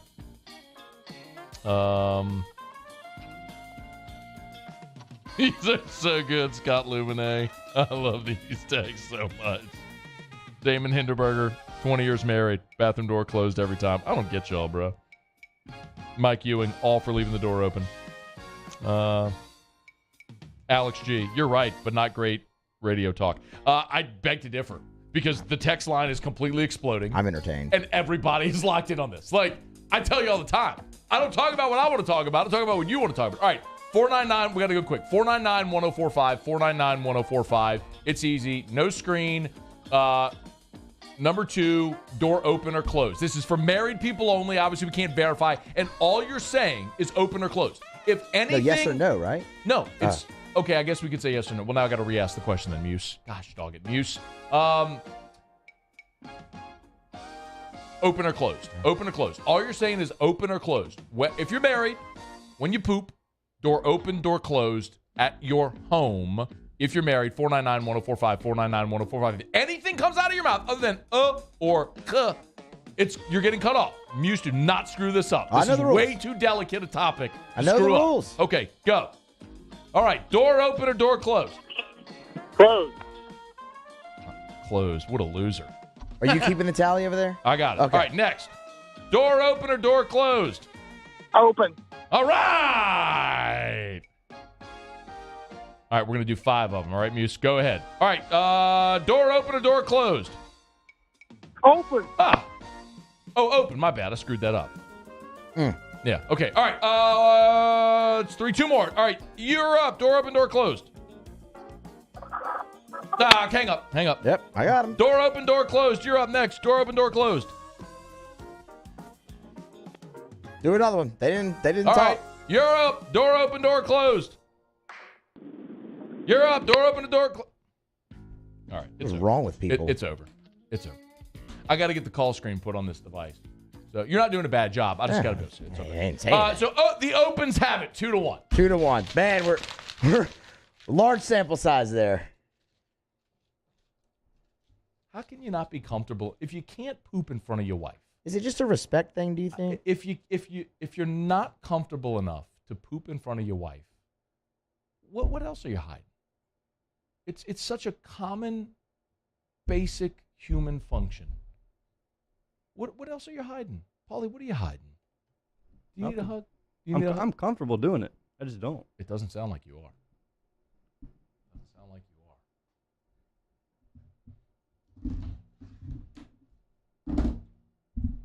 are. LSU is going to play Georgia in basketball. We have we have mentioned that LSU plays a basketball game tonight. All right, final break of the show. Otterlock's next. Stay here. AFR. Brought to you by New Orleans Flooring. Online at nolaflooring.com. 2 locations. Metairie and, of course, Airline Highway in Prairieville. If you're going south on Airline in Prairieville, you pass the Walmart, look to the right. You can't miss it. It's New Orleans Flooring. Go to nolaflooring.com, nolaflooring.com. The thing that really sets them apart, look, they've got amazing people. You can go see Terrell. You can go see Big Sean. Great people there. They got everyday low prices. You can get the free in-home estimate. They got the mobile showroom. You can get inspired there on the website. It's a great resource to go to. Financing is available. But what sets them apart more than anything is they cut out the middleman. Because they have more than 1 million square foot of product in stock, they cut out the middleman and they can give you the best price. I mean, you're talking about saving 40, 50, 60% on flooring. Go where the pros go. Go to New Orleans Flooring. That's nolaflooring.com. 2 locations, Metairie and Prairieville, and online at nolaflooring.com.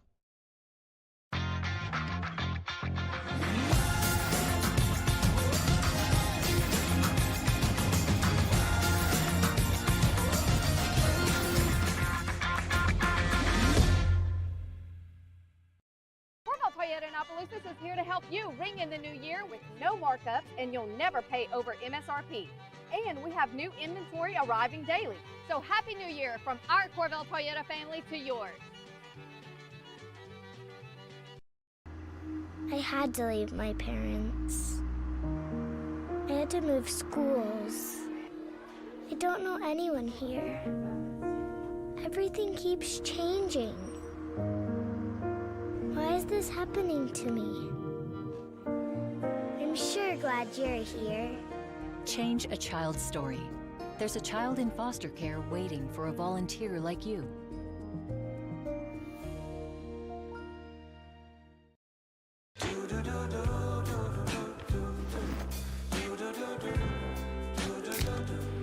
I've got that blue sky.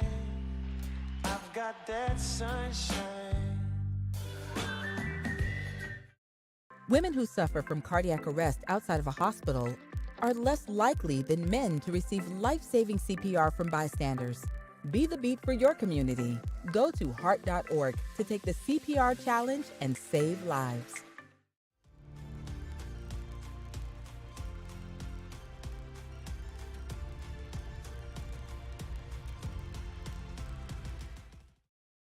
Louisiana. It's a place defined by culture, by pride, by passion, by people who do more than love this place. They celebrate it, elevate it, champion it. They are the individuals who embody what makes Louisiana great. The companies that make Louisiana a better place to work and live. The nonprofits leading transformational change in our communities.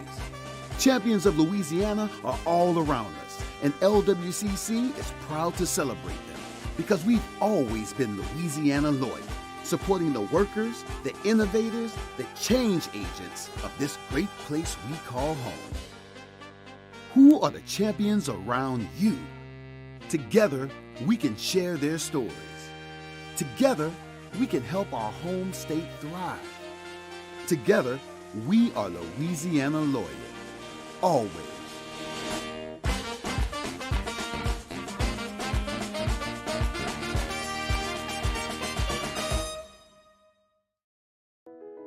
I've been doing business with Luba for 25 years. They're dependable, trustworthy. It's just the attention to detail.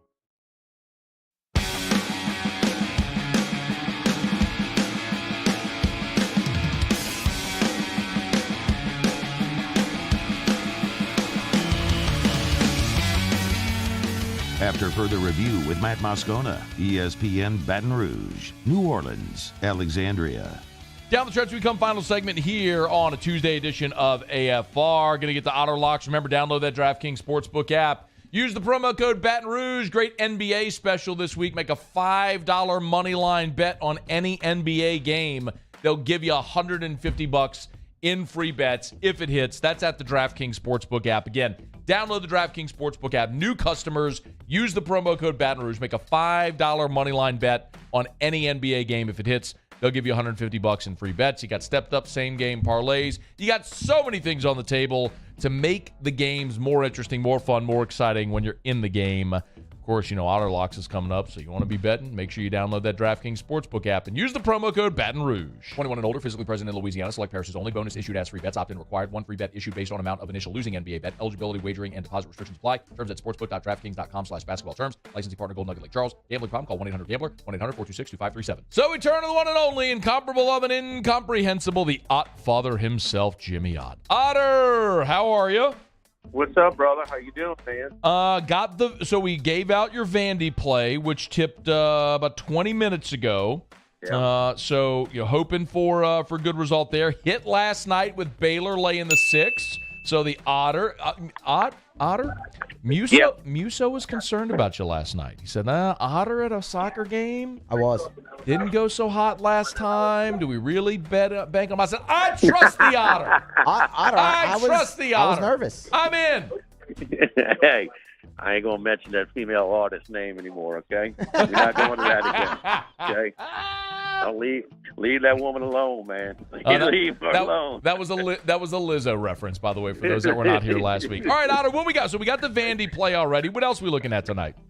All right, Providence at home against Creighton. Creighton held on. UConn was following, have been surging. But Providence needs this one, and they're at home. This is just it's a tough place to play. Catching 1.5 by its 2. I was thinking Providence at home plus the 2. Okay. All right. Penn State is plus 3.5. They're at home against Illinois. They have been struggling. They're in need of a win. So I'm going the desperation angle with these and home team. Buy it to plus 4 with Penn State. It is. You do have a 3.5 at Bed Rivers there. A lot of 3.5s out there. Yeah, I'm looking at 3.5 at DraftKings. Yep. All right. Oklahoma State. Another home team, plus 1.5. I did find. Buy it to plus 2. DraftKings is at 2, by the way. Okay. Oh, really? Yeah. Okay. Very good. Very good. Write that down.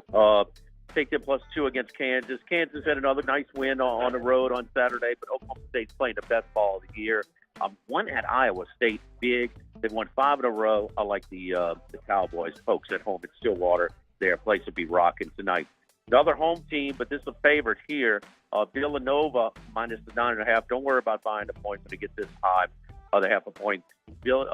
Villanova again since Justin Moore's come back, and it was a brutal loss. If you laid the points with them against Seton Hall on Saturday night, they missed a bunch of free throws, turnovers down the stretch, let their 13-point lead fall all the way down to 3, and they were laying 4. So coming back with them tonight against Butler. Butler emotional win, winning at home against. Who did they beat? A big, their best win of the season. So they stormed the court. We're coming back against them at Villanova tonight. Moneyline parlay got one of those. Playing minus 125 tonight. Duke Villanova, Rutgers, and Pitt. Duke, Nova, Rutgers, and Pitt. Okay. All right. Minus 125. So here we go. Providence plus the 2 by the point and a half. By the half point, excuse me. So Providence plus 2, Penn State plus 4, Oklahoma State plus 2, 1 minute remaining. Villanova laying the 9.5, and then a money line parlay with Duke, Villanova, Rutgers, and Pitt. Those are your Otter Locks tonight. Where are you, Otter? Oh, love is in the air over at Mike Anderson's tonight. So Tuesday night, we're still honoring the oyster special. All oysters in a half shell are half price until 9 o'clock tonight. That's awesome, man. Have a great show, Otter. We appreciate you as always. All right. Thank you, Matt. All right, man. Have a great show. Game Time with Jimmy Ott follows us in Baton Rouge. If you're not in Baton Rouge, online at 1045ESPN.com. Man, I hope y'all have a great night, great Valentine's. Thanks to everybody for being here, for participating, for having a fun show. If you missed anything, AFR On Demand presented by Brett Golf. On the Watch 1045 ESPN YouTube channel, the AFR YouTube channels, or however you get your podcast, just search After Further Review. Muse, Jacob, Paulie, appreciate you guys. Y'all have a great night. We'll see you tomorrow at 3. AFR. As we get on down the road, I want to remind you about the Williamson Eye Center. Of course, we were just chatting with the Otter. I've told you the story before, but I always laugh. A couple of years ago, Jimmy and I are at the SEC Football Media Days. Went to have dinner one night. It's a dimly lit restaurant. The Otter's got to pull out the reading glasses, and he's got his cell phone out with the flashlight to be able to pointing down to be able to see the menu. That's no fun. That's only one example in life, and many of you can relate. Many of you can relate. Maybe that's an issue that sounds familiar. Maybe your issue is more like mine, where you're extremely nearsighted, your vision's so bad you can barely see your hand in front of your face. Truth is, there are options. And Dr. Blake Williamson at the Williamson Eye Center is just the best. No matter your age, no matter your refractive issue, if it's a lens replacement like the Otter got, if it's LASIK like I got, the Williamson Eye Center has something for you to help you see without contacts or glasses. Call 924-2020 or williamsoneye.com.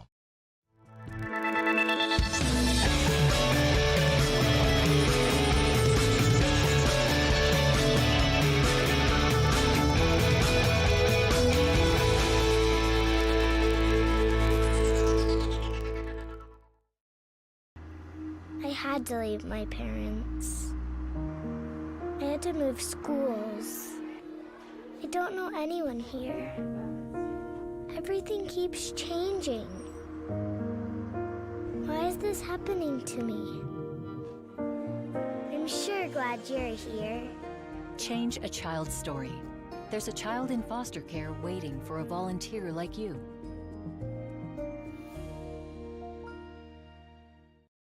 Hi, I'm Brandon Landry, founder and CEO of Walk. Hi, my name is Dr. Craig Green. This is Ryan Terrio with HUDCORoofing.com. Hey, it's Matt Moscona. No matter how big your commercial roofing job, HUDCO can help. My patients come to me because they trust that I can get the job done at a high level. Ryan Terrio and Richard Tilley have the same level of trust when it comes to roofing. If you have a roofing issue, call HUDCO Roofing. Give us a call, 364-1000.